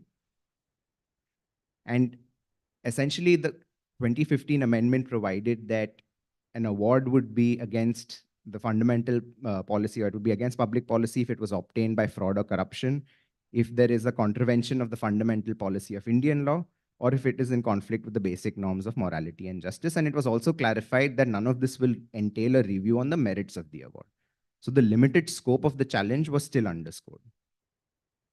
But we still had that case of what is contravention of fundamental policy of Indian law. Is a mere violation of any legislation a contravention of the fundamental policy of Indian law? And in the case of Vijay Karya, the Supreme Court actually said no, because contrary to Renu Sagar, in Vijay Karya, the court was examining the provisions of the FEMA, which had now come into force, the Foreign Exchange Management Act. And the allegation was that there was a violation of the FEMA in the arbitral award or by way of the arbitral award. And the court said that the FEMA is not a policing regulation, it's a fairly permissive regulation. And if there is a violation of it, it can be cured by the RBI. So if there is a payment in violation of the FEMA, you can apply to the RBI and the RBI can condone that violation. And because of that, any award that is issued, even in violation of FEMA in that case, was not found to be contrary to the fundamental policy of Indian law. So that's really how the scope of public policy has evolved in Indian jurisprudence. Also, speaking about India and the New York Convention, I just want to flag that the New York Convention allows state parties, it allows countries to have reservations or certain reservations to the applicability of the New York Convention, where they essentially say that they will not apply the New York Convention in certain cases. India has made two reservations. One is the commercial reservation, which essentially says that India will only apply the New York Convention on enforcement to awards that are commercial in nature, which is a fairly broad definition and would cover most of the commercial disputes that any of us would actually see. The second reservation that India has made is the reciprocity reservation, which essentially says that India will only apply the New York Convention in respect of an award which is made in a state which is also party to the New York Convention. So both states have to be a party. India and the other state has to be a party to the New York Convention for India to have to comply with the New York Convention. Now, in practice, what this means is the central government has to issue a notification saying that XYZ territory is a reciprocating territory under the New York Convention, and therefore we will recognize the applicability of the New York Convention to that territory. So most of your territories would likely be by this point recognized, or most of the relevant territories in terms of the trade flows of Indian business would be recognized as reciprocating territories, including Singapore, I think London as well. The question mark for a long time was perhaps on the UAE, where the way I understand it, the notification has been issued but not actually notified. So the government wants to recognize it, but has not actually taken the step of notifying that notification in the Gazette, which means that awards issued in the UAE may not have the protection of the New York Convention in India. And I think the workaround to that, from what I understand from my colleagues, is if you do have an award that's issued in the UAE that is seated in the UAE, what you'd probably have to do is get it recognized as a court judgment in the UAE and then try to enforce that court judgment in India as a court judgment and not under the New York Convention. So that's really how the Indian jurisprudence deals with recognition and enforcement of arbitral awards. And with that, I'll hand it back to Dr. Moksh for further questions. Now, since we have an elaborate discussion on New York Convention applicability, reapplicability of the same, how it is recognized, just want to understand what role arbitral institutions make for making the enforceability of these awards which are issued under their umbrella to be more enforceable or more acceptable. Asta. All international arbitration institutions, they have one common goal: to make sure that we deliver enforceable awards. The entire process, let's say 12 months, 6 months, whatever amount of time goes into an arbitration proceeding, from the start notice of arbitration till the delivery of award, is null and zero if the award rendered is not enforceable. So the most important thing is to make sure that the award is enforceable. Now, how do we ensure that? There are certain things that arbitral institutions do with keeping in mind this common goal. And all institutions have their own way to ensure it. But of course, they do ensure it. I'm sure SIAC has their own ways to do it. I'll talk about how ICDR makes sure that the awards are enforceable. So first is that we have a very robust arbitration rules, international arbitration rules. In these rules, we describe the procedure, what the parties have to follow. So, which gives parties a visibility of how the arbitral process will go once their dispute is filed before an arbitral institution, giving them a visibility of the entire process and what all steps they need to take on their end to make sure that the award is enforceable. The second and the most important thing that is the duty of an arbitral institution is appointment process of the arbitral tribunal. Because after all, institution, once the appointment of arbitrator is concluded, it's in the hands of the arbitrator to make sure that the award is enforceable with an oversight and supervision by the arbitral institution. Now, that particular appointment, what does ICDR do to ensure that we are appointing the right arbitrator? I'll take you through the entire process of the appointment. There are two things here. ICDR maintains a panel of arbitrators. We have around 800 international arbitrators on our panel, where the process of including these arbitrators on our panel is quite extensive. There's an entire application that they have to fill in and they have to submit to ICDR. ICDR goes through the application in which there are certain requirements. You must have certain years of experience. You must have rendered at least a few international arbitration awards and not domestic international arbitration awards. These are certain requirements that we have for an arbitrator to apply on ICDR panel. These do not ensure that the particular application will be approved by ICDR. These are just qualification criteria. Once we receive this application, we have an internal committee as well as an external committee.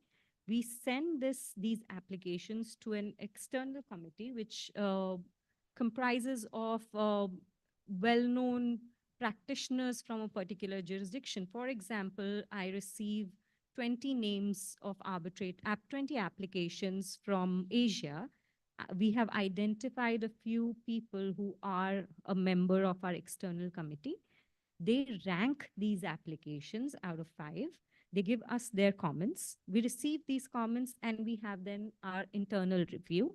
All the top management of ICDR will sit together and will go through these applications, go through the reviews of the external committee and the comments that they have given, and we vet every application and then finally decide whether a particular applicant should be on ICDR panel or not. Now, once the applicant is part of ICDR panel of arbitrators, it's not the case that they will start getting appointments as an arbitrator. No. They will have to go through a mandatory training with ICDR, even if it's the topmost arbitrator you might be seeing in all international arbitrations. Even then, they will have to go through ICDR mandatory training to understand ICDR rules and to make sure that the award that they are rendering is in compliance with ICDR rules. Because process is another thing which if is not followed in a particular arbitral proceeding, the award can be challenged. Now, after this training is completed and they have gone through the mandatory steps, only then they are eligible to get appointed by ICDR in arbitration. So that's how we ensure that our arbitrators are fully trained and have all skills to render an enforceable award. Now I'll take you through what is the process of appointment of an arbitrator in a particular case. When a case is filed with ICDR, let's say the case comes to me as the case manager, the first thing that I will do is have an administrative call with both the parties. We ask certain things in this administrative call, like what is the seat of arbitration, how do you want how many tribunal members, is it a 3-member tribunal or is it a sole arbitrator? Several administrative things are discussed in this administrative call, but the most important thing that is discussed is what are the qualifications that you're looking for in an arbitrator. Now, the parties can say whatever qualifications, whether it's subject matter expertise, let's say it's a construction arbitration, then parties would say, I want someone who is experienced in deciding construction disputes. Or let's say it's a German party involved and the certain documents are in German language. Then they can say that we want someone who knows German language or whatever qualification on the face of this earth, nationality, language, subject matter expertise, they can tell us anything.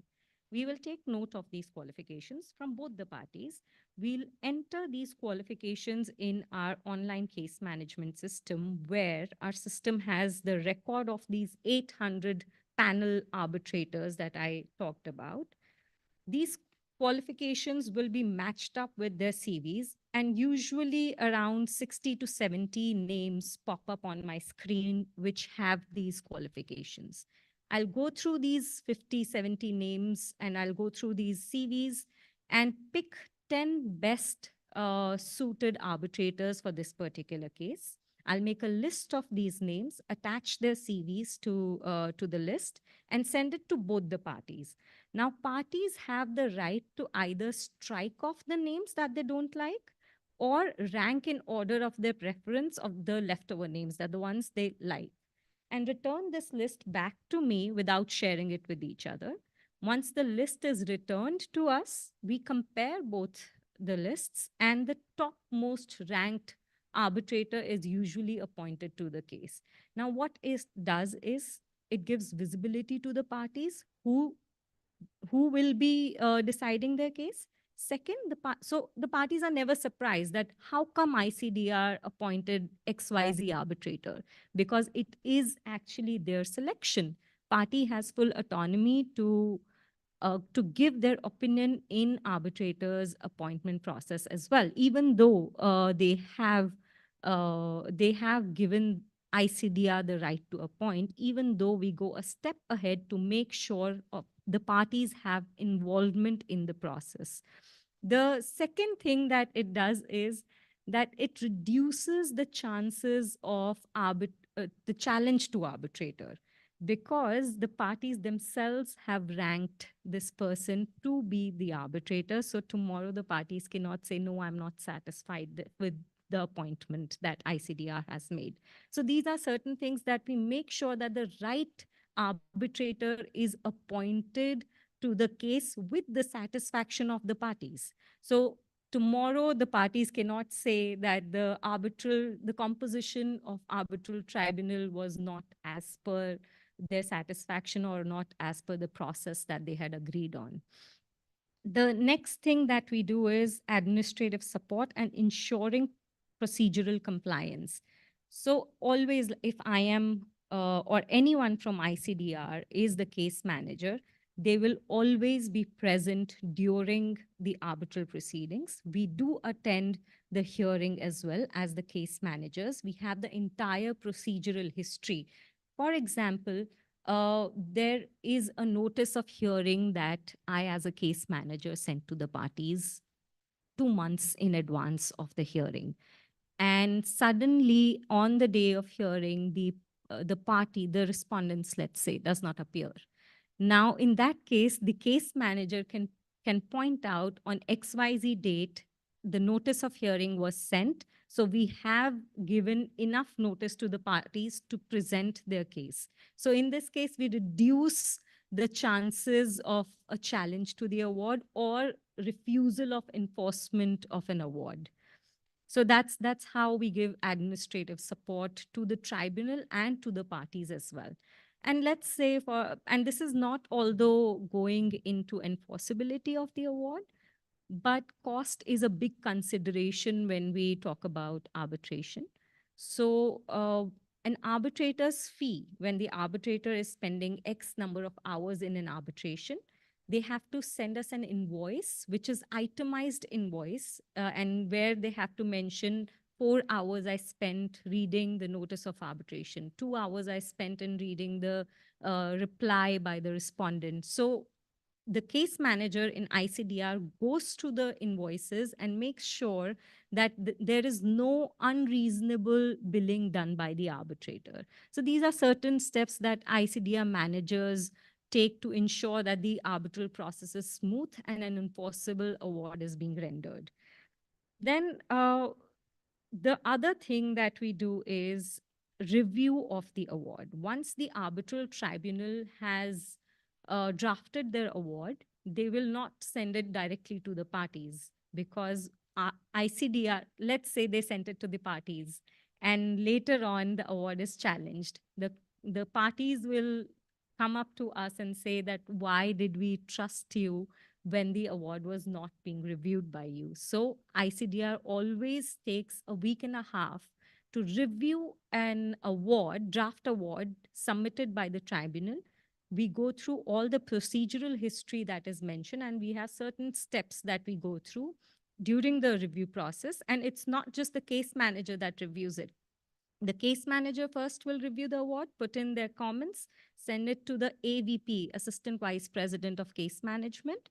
Once the Assistant VP gives their reviews on the award and their inputs, it goes to the VP of Case Management. And then the whole team, comprising of 3 people, will finalize the award, give our comments to the tribunal, and the tribunal can either explain certain things that we have pointed out or accept our suggestions, and only then the award is finalized and delivered to the parties. So we make sure that the award is crisp. We make sure that the award is following the procedure as per ICDR rules, and only then it is delivered to the parties. So these are certain steps that ICDR takes to ensure that an enforceable award is delivered, and later on there is no dissatisfaction to the parties.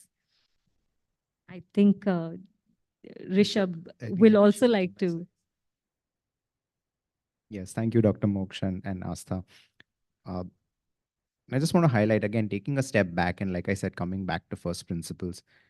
Now, as you would have seen from our answers to the previous question, the grounds for refusal of enforcement of or challenging an award in international arbitration are largely procedural, which is why there's so much focus on the procedure of the arbitration. It's not so much the substance, because obviously if you've appointed an experienced enough arbitrator, the substance is going to be taken care of.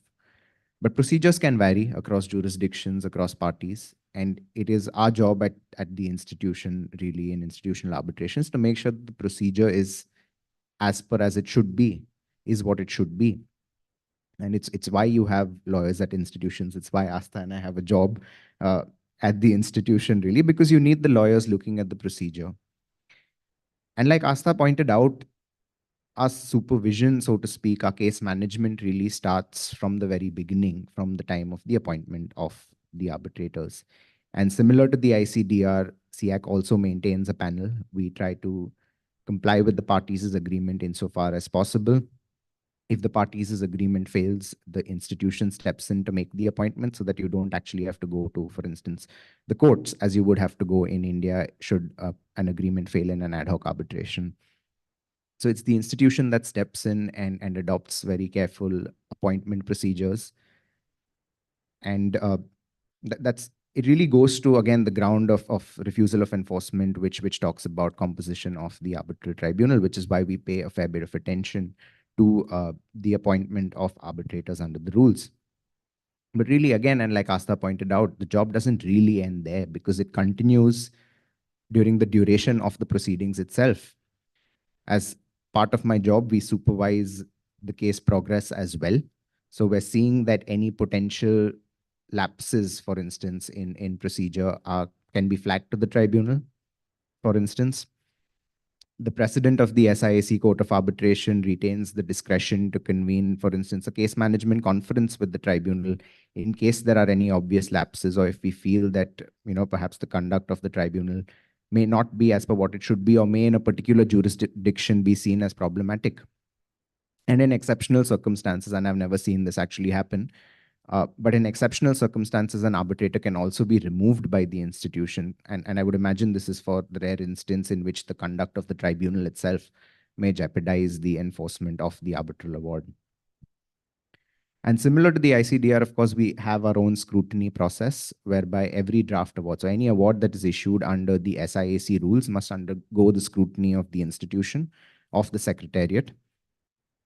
And it's one of the most significant roles performed by the institution. Now, the Secretariat, in the case of SIC, consists of a number of lawyers qualified across various jurisdictions. I'm qualified in India. So for instance, if I'm looking at an Indian award or an India-related award or an award which may have a potential angle of enforcement in India, I have some understanding of what the courts may be looking at when they're looking at this award or when they're reviewing this award at the setting aside or enforcement stage. And any potential issues that the institution sees in the award will be flagged to the tribunal. So the idea behind the scrutiny process really is to enhance the enforceability of the award as far as possible. The institution's approval is required as to the form of the award. In terms of substance, of course, we're not looking to change the mind of the arbitrator. That's not our role, that's not our remit, and that's not what the parties agreed to. So we're not looking at changing the views of the arbitrators, but it's more about how the arbitrators actually arrived at that view. So for instance, let's say it's a voluminous case record and the tribunal, for instance, has not considered in the draft award one of the arguments advanced by the parties.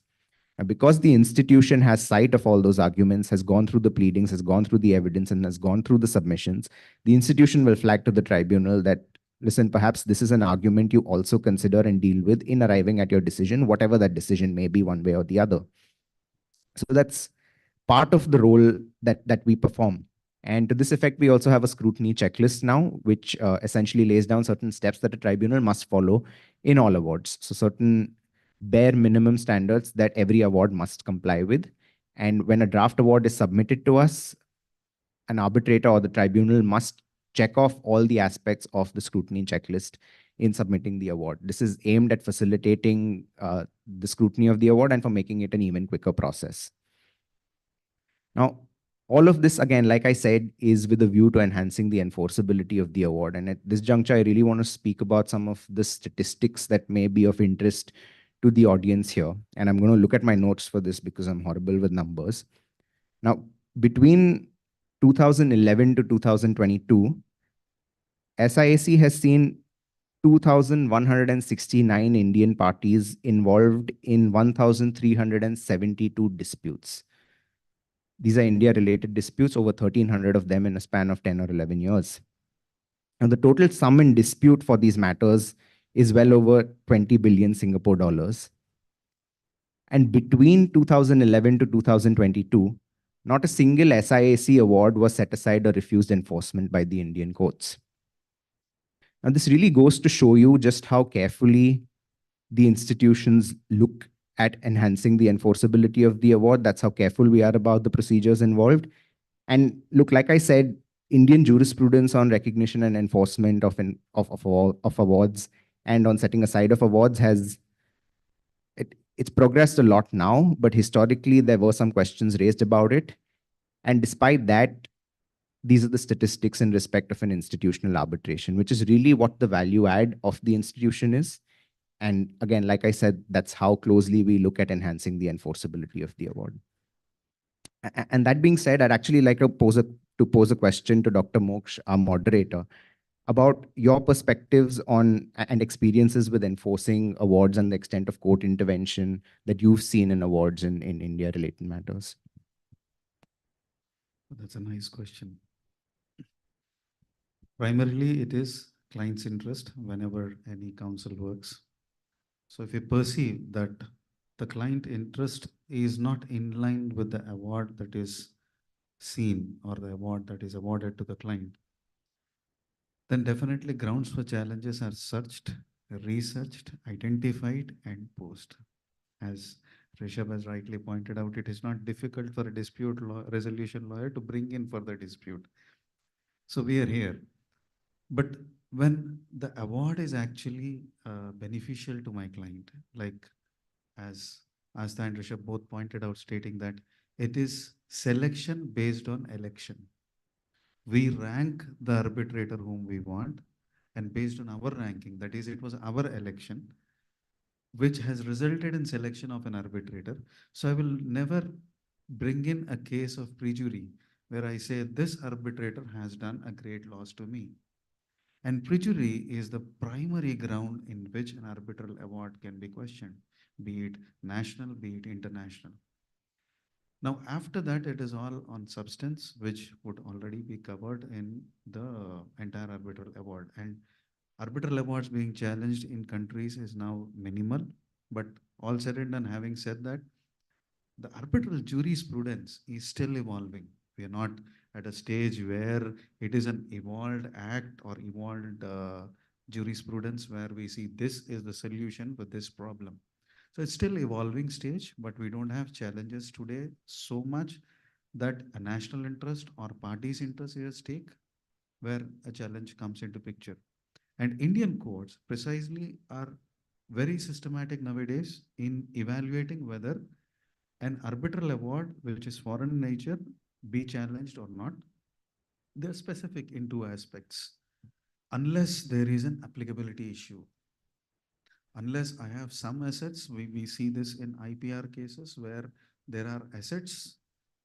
Now these are in digital form. You don't know whether that asset has its roots in India, whether you can actually enforce it or not.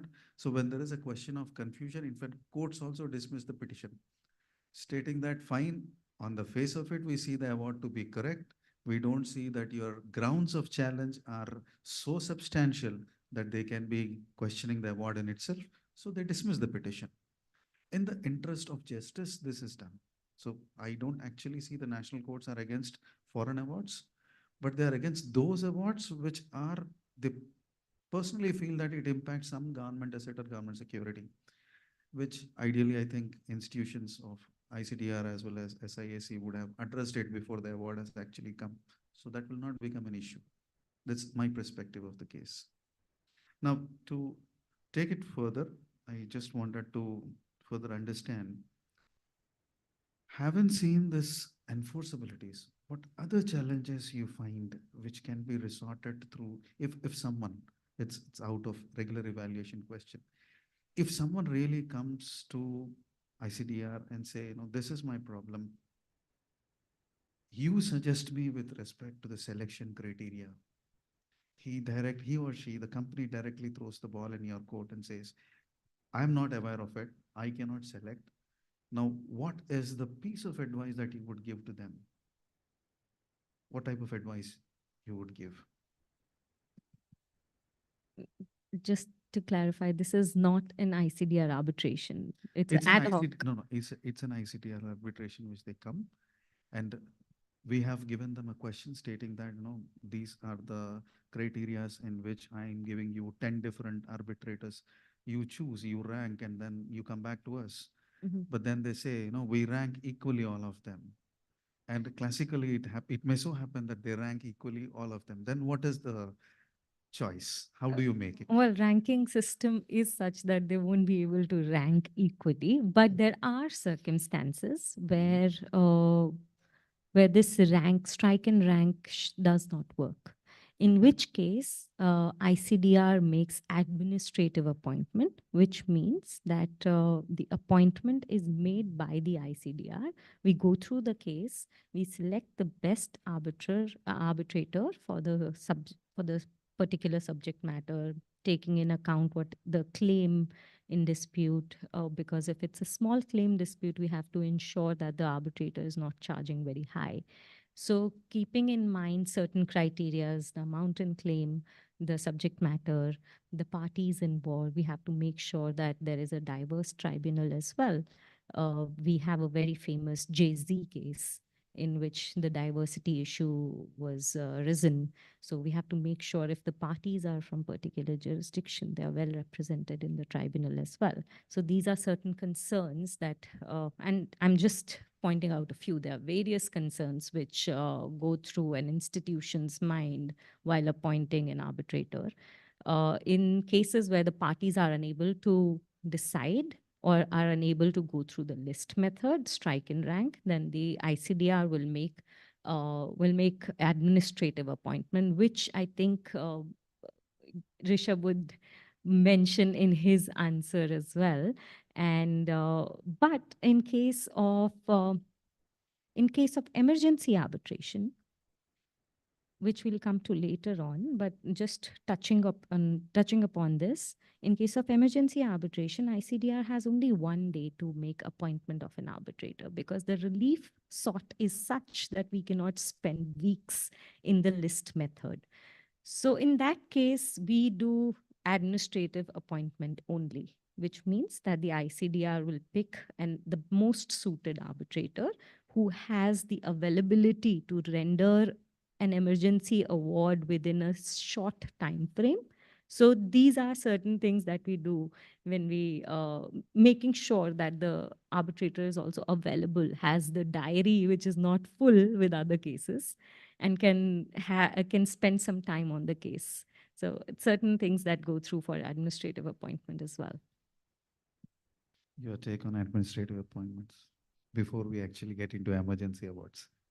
Right. I think I can only really echo everything that Astha said. Under the SIAC rules, most of the appointments, most of the default appointments are by the institution itself. We do adopt a list procedure from time to time, but the default mechanism is that the institution, the president of the SIAC Court of Arbitration, makes the appointment by herself. And that appointment process, the way it works is, let's say we have a case where the case management team needs to make suggestions for the appointment or for whom to appoint in that particular case because the parties' agreement has failed or they've not managed to agree on, say, a common sole arbitrator. In that case, and like Astha already pointed out, we'll take into consideration the subject matter of the case, the nationality of the party to some extent, because the nationality can have a role to play under some arbitral laws. We'll take into account the fees, the potential fees, and the sum in dispute in that particular matter. And based on that, we'll arrive on a list of a few names.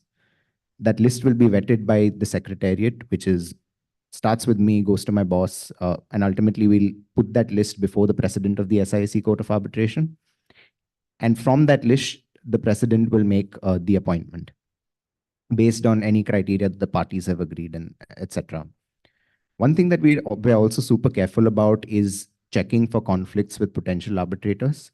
So any arbitrator, before they are appointed, we will clear conflicts with them and make sure that they don't actually have any conflict or any disclosures to make in respect of the subject matter of the dispute or in respect of the parties.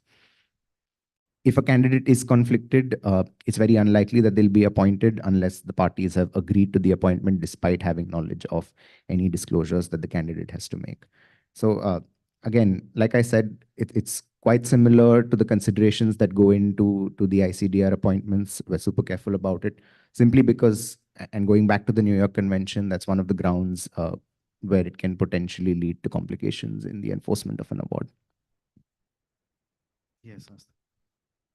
I'll just like to add upon the conflict check that ICDR does. And it's a very relevant point, so thank you for raising that. ICDR does a preliminary check before making an appointment with the arbitrator, which means we send them the names of the parties and everything to the arbitrator to do preliminary conflict check on their end, on the arbitrator's end, whether they have represented one of these parties before or something. Once the arbitrator says that I do not have any conflict, we make the appointment. Now, the disclosure and conflict check doesn't end there because after all, parties have to be satisfied with the appointment and they should also feel that the arbitrator has no conflict. Now, what we do after that, once the arbitrator is appointed and the arbitrator accepts appointment in our online case management platform, they have to fill a questionnaire where they have to answer certain questions, whether you have represented XYZ party, whether you have any relationship with the representative, with the council of XYZ party. So there are several questions like that, and they have to answer this. Once we receive these answers, we send it to the parties. The parties get 14 days to raise any objections to the disclosure given by the arbitrator. If within 14 days there is any objection to the appointment based on this disclosure by the arbitrator, then the challenge is decided by ICDR. If the 14-day time period lapses and ICDR has not received any objection from the parties, then ICDR confirms appointment, and that is the full and final appointment. The first one is based on only preliminary check, where the arbitrator does conflict check. The final appointment is after the parties have said no objection. So that's the disclosure and conflict check that we go through. Precisely so. Now, I just want to understand, how does emergency arbitrations work? And if someone knocks the door of ICDR with an interim relief, how fast and how efficient is this relief given? Now, continuation question would be, what is the enforceability of that relief? Thank you. This is always my favorite question because I get the chance to boast about ICDR being the pioneer of emergency arbitration. ICDR was the first institution to introduce emergency arbitration back in 2006. And at that time, the only comparison that we could draw for immediate emergency interim relief was with courts, because at that time, institutions were not granting such interim reliefs. It was only courts that could grant such interim reliefs. And when a party files an interim relief application before the court, the cost in filing that application is none to minimal. So we did not know back in 2006 that institution can charge for emergency arbitration when we introduced emergency arbitration. So from 2006 until 2023, ICDR was not charging even a single penny for emergency arbitration. Of course, the arbitrator was charging for the time spent, but there was no administrative charge from ICDR's side. So emergency arbitrations were free until 2023, when we realized that all other institutions are charging for it, and we should also charge something because a lot of time, effort is going into emergency arbitration. Now, what time and effort is going into arbitration, in emergency arbitration? When we receive an emergency arbitration application, ICDR has 1 day's time to appoint an emergency arbitrator. So of course, we cannot go through the list method. We make an administrative appointment.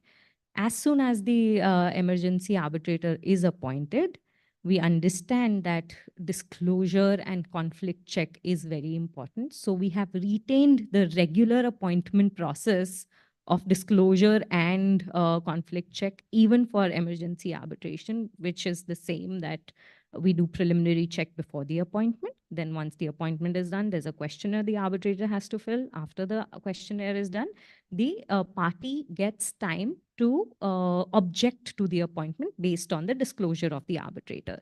Now, in a regular appointment of an regular arbitration, the parties get 14 days time to make an objection to the disclosure. However, in emergency arbitration, the nature is such that we have to speed up the process. In this case, parties get 1 day's time to make an objection on the arbitrator's disclosure. So once the appointment is finalized, the emergency arbitration goes through. Now, since 2006, and going back to statistics, and I echo Rishabh's concern, I also don't like statistics. I don't like numbers. But I must mention here that since 2003, ICDR has received 160 emergency applications. Although in India, emergency arbitration has gained recognition only recently, but in international arbitration, emergency arbitration has been parties have been taking advantage of emergency arbitration for a long time. And out of these 160 applications, as of now, one application is pending before ICDR, and 159 applications have already been decided by ICDR, out of which 73 emergency arbitrations relief was granted either partially or in full. 41 emergency reliefs were denied, and parties settled 24 emergency arbitrations, which is quite rare, but we get very happy when there is a settlement. And 21 applications were withdrawn after submission. So this is the statistics part of emergency arbitration. When we come to enforceability, in certain jurisdictions like Singapore, emergency arbitral awards are enforceable, and Singapore is very pro of this concept. In India, there was always a resistance initially in enforcement of emergency awards, thinking that this does not fall under the category of final award. So earlier what was being done is the enforcement was granted through alternate mechanism, that is Section 9 of Indian Arbitration Act. And now the court in the famous Amazon case, which was a SIAC emergency arbitration, I will let Rishabh take this over. They recognized emergency arbitration. So now I think Rishabh would be the more appropriate person to talk about it. Thank you, Asta. And you're right in the sense that emergency arbitrations can actually be quite fun. The whole idea of emergency arbitration essentially is that the parties need urgent interim relief such that they cannot actually wait for the constitution of a regular tribunal, which is why they approach the institution and ask the institution to make an appointment within 1 day. The institution will make the appointment. Parties can agitate the dispute, and within, at least under the SIAC rules, a period of 14 days, you'll have an order or an award. And it's quite popular, these proceedings. And as of May 2024, SIAC has seen 162 emergency arbitrator applications since the provisions were introduced. In the case of SIAC, SIAC was the first institution in Asia to introduce those provisions, and this was done in 2010. Now, of these 162 EA applications, I think, speaking as an Indian counsel at the Secretariat, I see just how frequently Indian parties resort to the EA provisions. And of the 162 EA applications, 94 of those cases have involved an Indian party. Now, this is second actually only to Singapore itself in terms of Indian parties. And of these 94 cases involving Indian parties have typically been respondents. So 71 times they were respondents and 23 times they were claimants. And this actually tells me two things. Firstly, it tells me that the reason perhaps that Indian parties are resorting to emergency arbitration so frequently, notwithstanding the fact that SIAC has charged for emergency arbitrations for a while now, it's a matter of $5,000, yes, but it is an additional charge. But the reasons that the parties perhaps are resorting to these provisions is perhaps the perception, rightly or wrongly, that they cannot get equally effective or equally quick relief before the state courts. Now, drawing on my experience in Mumbai, I think to get a first hearing, even on a Section 9 application, could take a few weeks, which would defeat the entire purpose of wanting or trying to seek emergency interim relief, because a lot can happen in those few weeks if there is no protective order in place.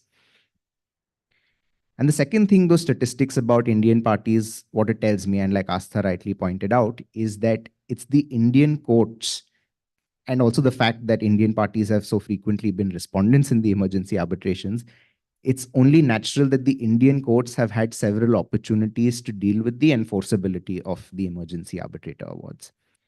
And I think I can proudly say that it's the Indian courts that have actually led the way globally in discussing jurisprudence around enforceability of emergency arbitrator awards. And secondarily, I can also say proudly that most of those awards have actually been SIAC awards. And like Asa really pointed out, that initially there was a question mark on the enforceability of EA awards in India. So what parties were then doing back then is that they were resorting to Section 9 of the Indian Arbitration Act, which is an independent provision whereby the Indian courts can grant interim relief in aid of the arbitration. So what parties would do is that they would get the emergency arbitrator award, they would take it to India, they would file a Section 9 application and ask the court to independently grant similar relief as was granted in the emergency arbitration provisions. Now, it's not a direct enforcement of the emergency arbitrator order or award, but it's an indirect way of achieving the same thing. And there were a couple of cases that dealt with this. The first was the Bombay High Court in HSBC versus Avitel, which was a set of 2 emergency arbitrator awards issued under the SIAC rules, whereby the single judge of the Bombay High Court and then the division bench of the Bombay High Court granted Section 9 relief in similar terms to what was granted in the emergency arbitration proceedings. I think then around 2012 came the Balco judgment, which really changed a lot of things in Indian arbitration for the better. But one perhaps gray area after Balco was the fact that Indian courts could then not actually grant relief in aid of a foreign arbitration, because Section 9 was deemed, Section 9 or entirely Part 1 of the Indian Arbitration Act, which includes Section 9, was held to be inapplicable in foreign seated arbitrations. This changed in the 2015 amendments, where Section 9 was made an exception. So Indian courts can now grant interim relief in aid of a foreign seated arbitration.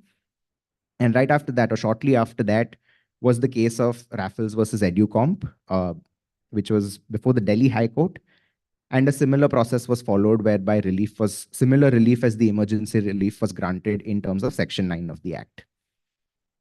The third case was the Hotel Mumbai case. Now, Hotel Mumbai was actually a movie that was produced based on the 26/11 attacks in Mumbai, which were in a hotel. It starred Dev Patel and I think Anupam Kher.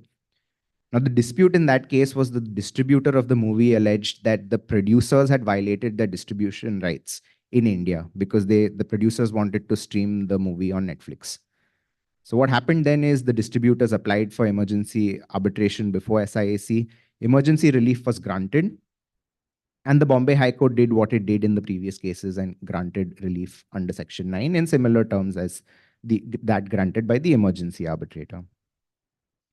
And then in 2020 came the case of Amazon versus Future, which, like Asta said, really changed the landscape, and it recognized for the first time that emergency arbitrator awards are directly enforceable in India. Insofar as it is an India-seated arbitration, an emergency arbitrator's award will be treated on par. It will be treated equally to the order of an arbitral tribunal, and therefore it will automatically, under Section 17 of the Act, be recognized as an order of the court and will therefore be enforceable. Now, this leaves a slight gray area in the sense that Section 17 of the Act, under which the award was recognized in Amazon versus Future, does not actually deal with foreign-seated arbitrations.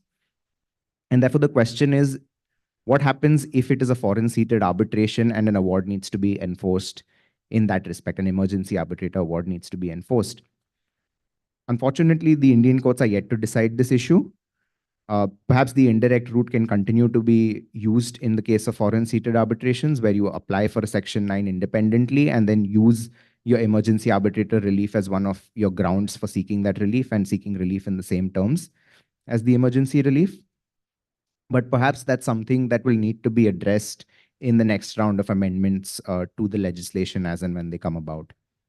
I think, like Asta mentioned already, the situation or the case in Singapore is a bit clearer. It was always fairly clear by way of legislative amendment that a Singapore-seated emergency arbitrator award can be enforced in Singapore. And now, as per a recent judgment of the Singapore High Court, it's also fairly clear that an emergency arbitrator award rendered in a foreign-seated arbitration can also be enforced in Singapore. So that's really the long and short of it when it comes to the enforcement of emergency arbitrator awards. What do you think we should improve in Indian jurisprudence in these lines? I think all of us will answer, but we'll start with you. Yeah, I'm happy to take that. I think what's important to recognize is just how much progress has been made in the last 10, 15 years when it comes to India and arbitration law.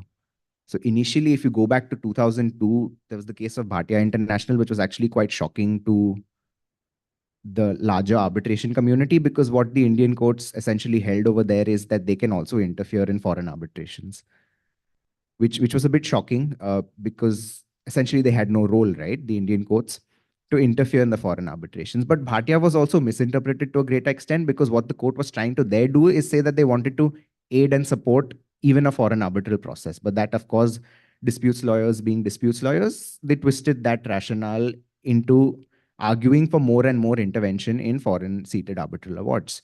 That is what was changed in Balco. That was then subsequently modified, and the legislation has been updated in 2015 and 2019. We've seen some very, very pro arbitration judgments from the Indian courts, the Indian Supreme Court, and Amazon versus Future is just one of them.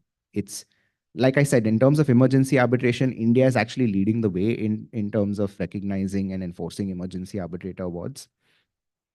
And I think if we stay the course, if we continue, we're on track really to for everything to actually be okay in terms of Indian arbitration, because the courts are doing a good job now, in my personal view.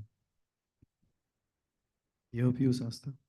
I echo Rishabh's suggestions, and I think the courts are now taking a pro-arbitration stance in certain jurisdictions more than certain others.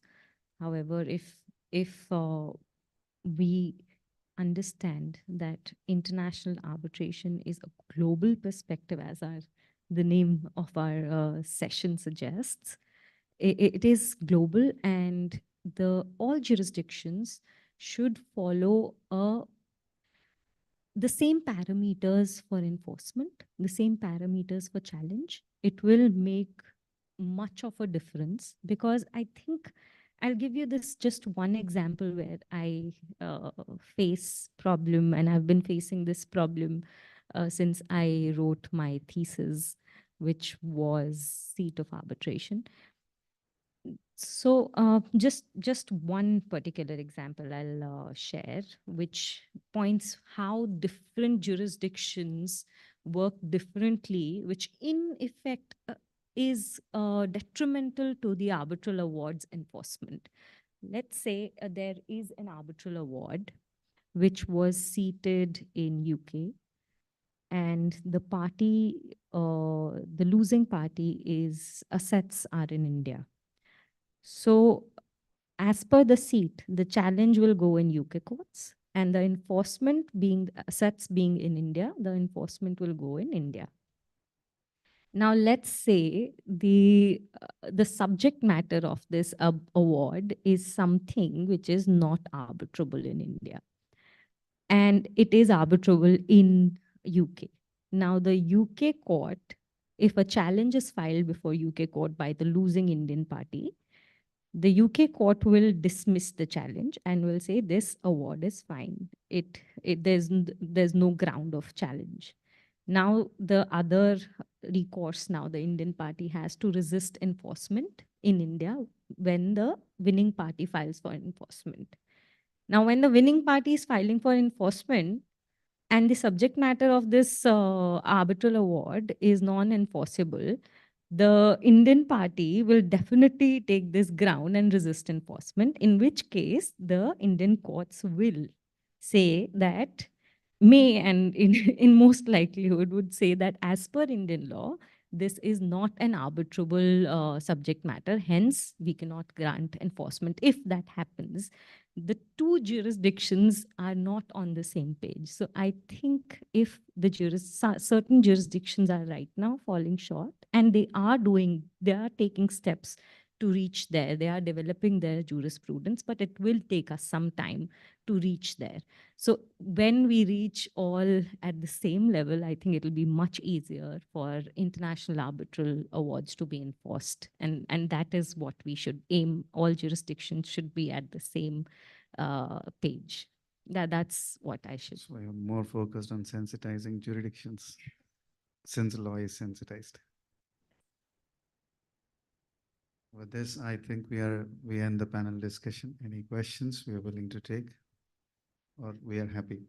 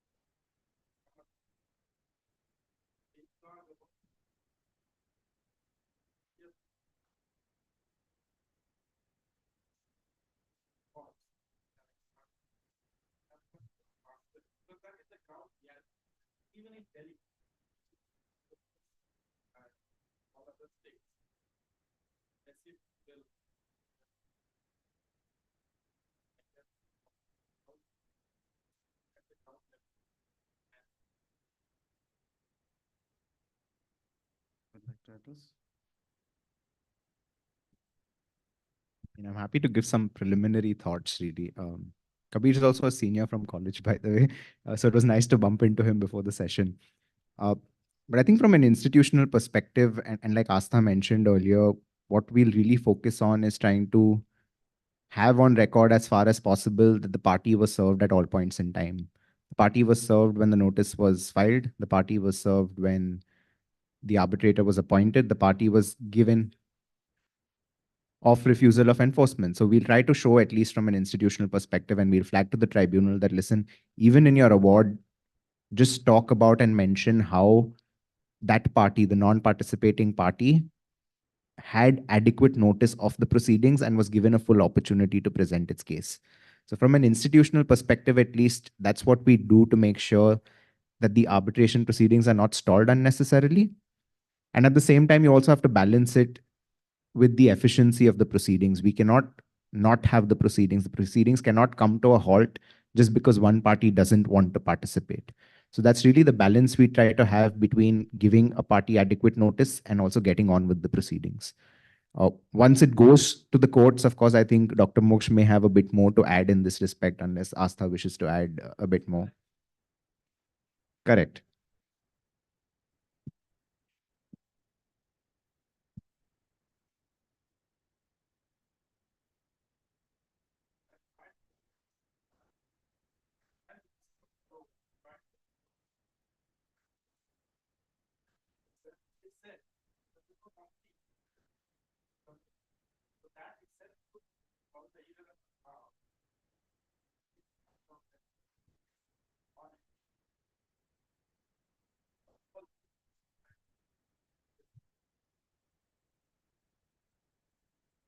Okay.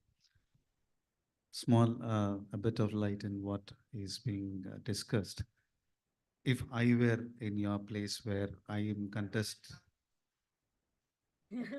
so if I were in your place where I'm on the suffering side, where it took all steps. I was happy to receive an ex parte order. I appreciated the institution involved, but still I'm not able to enforce it. The first thing what the execution petition which is filed has to be addressed is we upfront mention this is an ex parte order which is received by us. Now, in common practice, the moment we see an execution petition filed, immediately we expect stay being asked by the other side. Now, when there is an ex parte order, we don't see the party coming for this order also. Now, here, most of our judges are inclined not to pass orders because they don't want execution to be ex parte. This is what we have seen in the courts. Now, one way we can represent on a regular basis to the judge and then convince him that time is essence of justice and justice cannot be delayed. The second way is you can move the higher superior court stating that there is an ex parte order received, there's an execution petition filed, that is also ex parte, parties are not attending. It is just and proper for giving a direction to see that the ex parte order is executed when the execution petition is executed. So the superior court will give a direction petition allowed. Based on that, you can come to the lower court where the attachment order or a relevant order is asked for execution and see that the execution petition is allowed at the lower court. But that's what we tried and that's what happened. But if I were on the other side where it is difficult for serving and the person is not coming, that's in my favor. I am as happy as before. I'll just add one short thing, in addition to what Nishab and yourself have already mentioned. Giving notice is one thing. Making sure that the ex parte award captures all procedural history is another. So if the arbitral tribunal has not captured the history. Being a council, you can actually pinpoint that. Although both of us here would already do that, so you don't have to.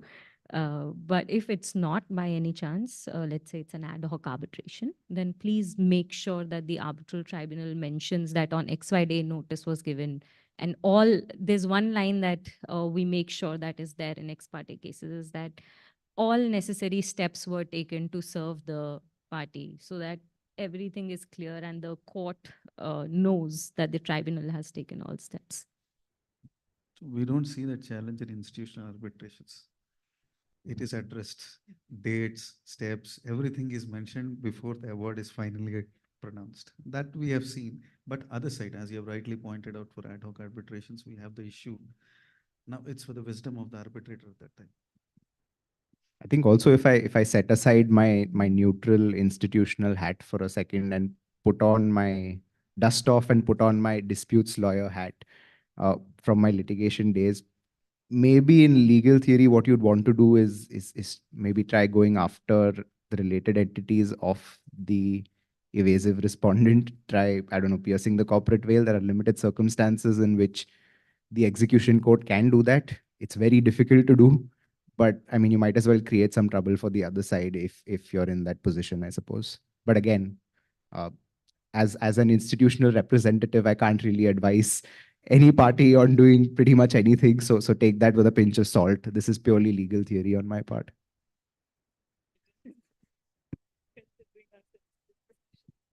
It was great sharing the dais with you, and I really enjoyed the discussion. Thank you so much for being with us.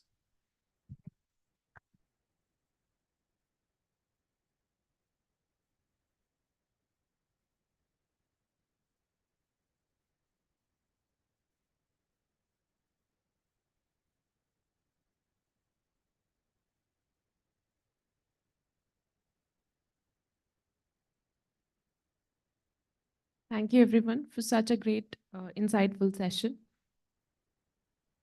With this, we've come to the end of day one. But before this, now it's time for to announce one of the Lex Falcon Global Awardee with us, as she will not be able to join us virtually tomorrow. So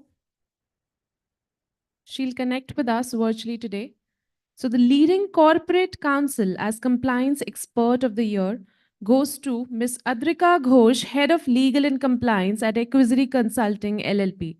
Let's have a huge round of applause, everyone, for Ms. Adrika Ghosh, and she'll be joining us virtually right now.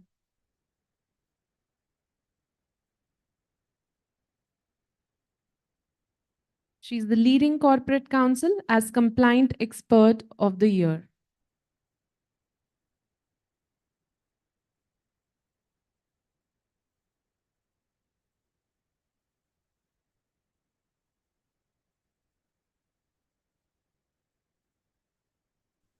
Ms. Adrika? Yeah. Yeah, hi. Yeah, thank you so much. So I'm truly honored to receive this award today. First of all, I want to express my deepest gratitude to the Lextalk World's team and the jury for this recognition. It's a privilege to speak among such esteemed colleagues. This award is not just a reflection of my efforts, but a testament to the incredible team I have the pleasure of working with every day. Thank you, my fellow colleagues, my clients, and mentors who inspire me to strive for excellence every day and have reposed faith in me. I also want to extend my appreciation to the leadership of my company for fostering an environment where integrity, innovation, and collaboration are not just valued, but also encouraged. Thank you for all this incredible honor. Thank you so much. Thank you. Congratulations, ma'am, for this well-deserved victory. So once again, we would like to congratulate Ms. Adrika Ghosh. Thank you. So ladies and gentlemen, I hope you enjoyed your first day here and you're taking away a lot of knowledge and strong networks. We will see you tomorrow at the same place, same time. Till then, enjoy the evening and keep growing. Thank you.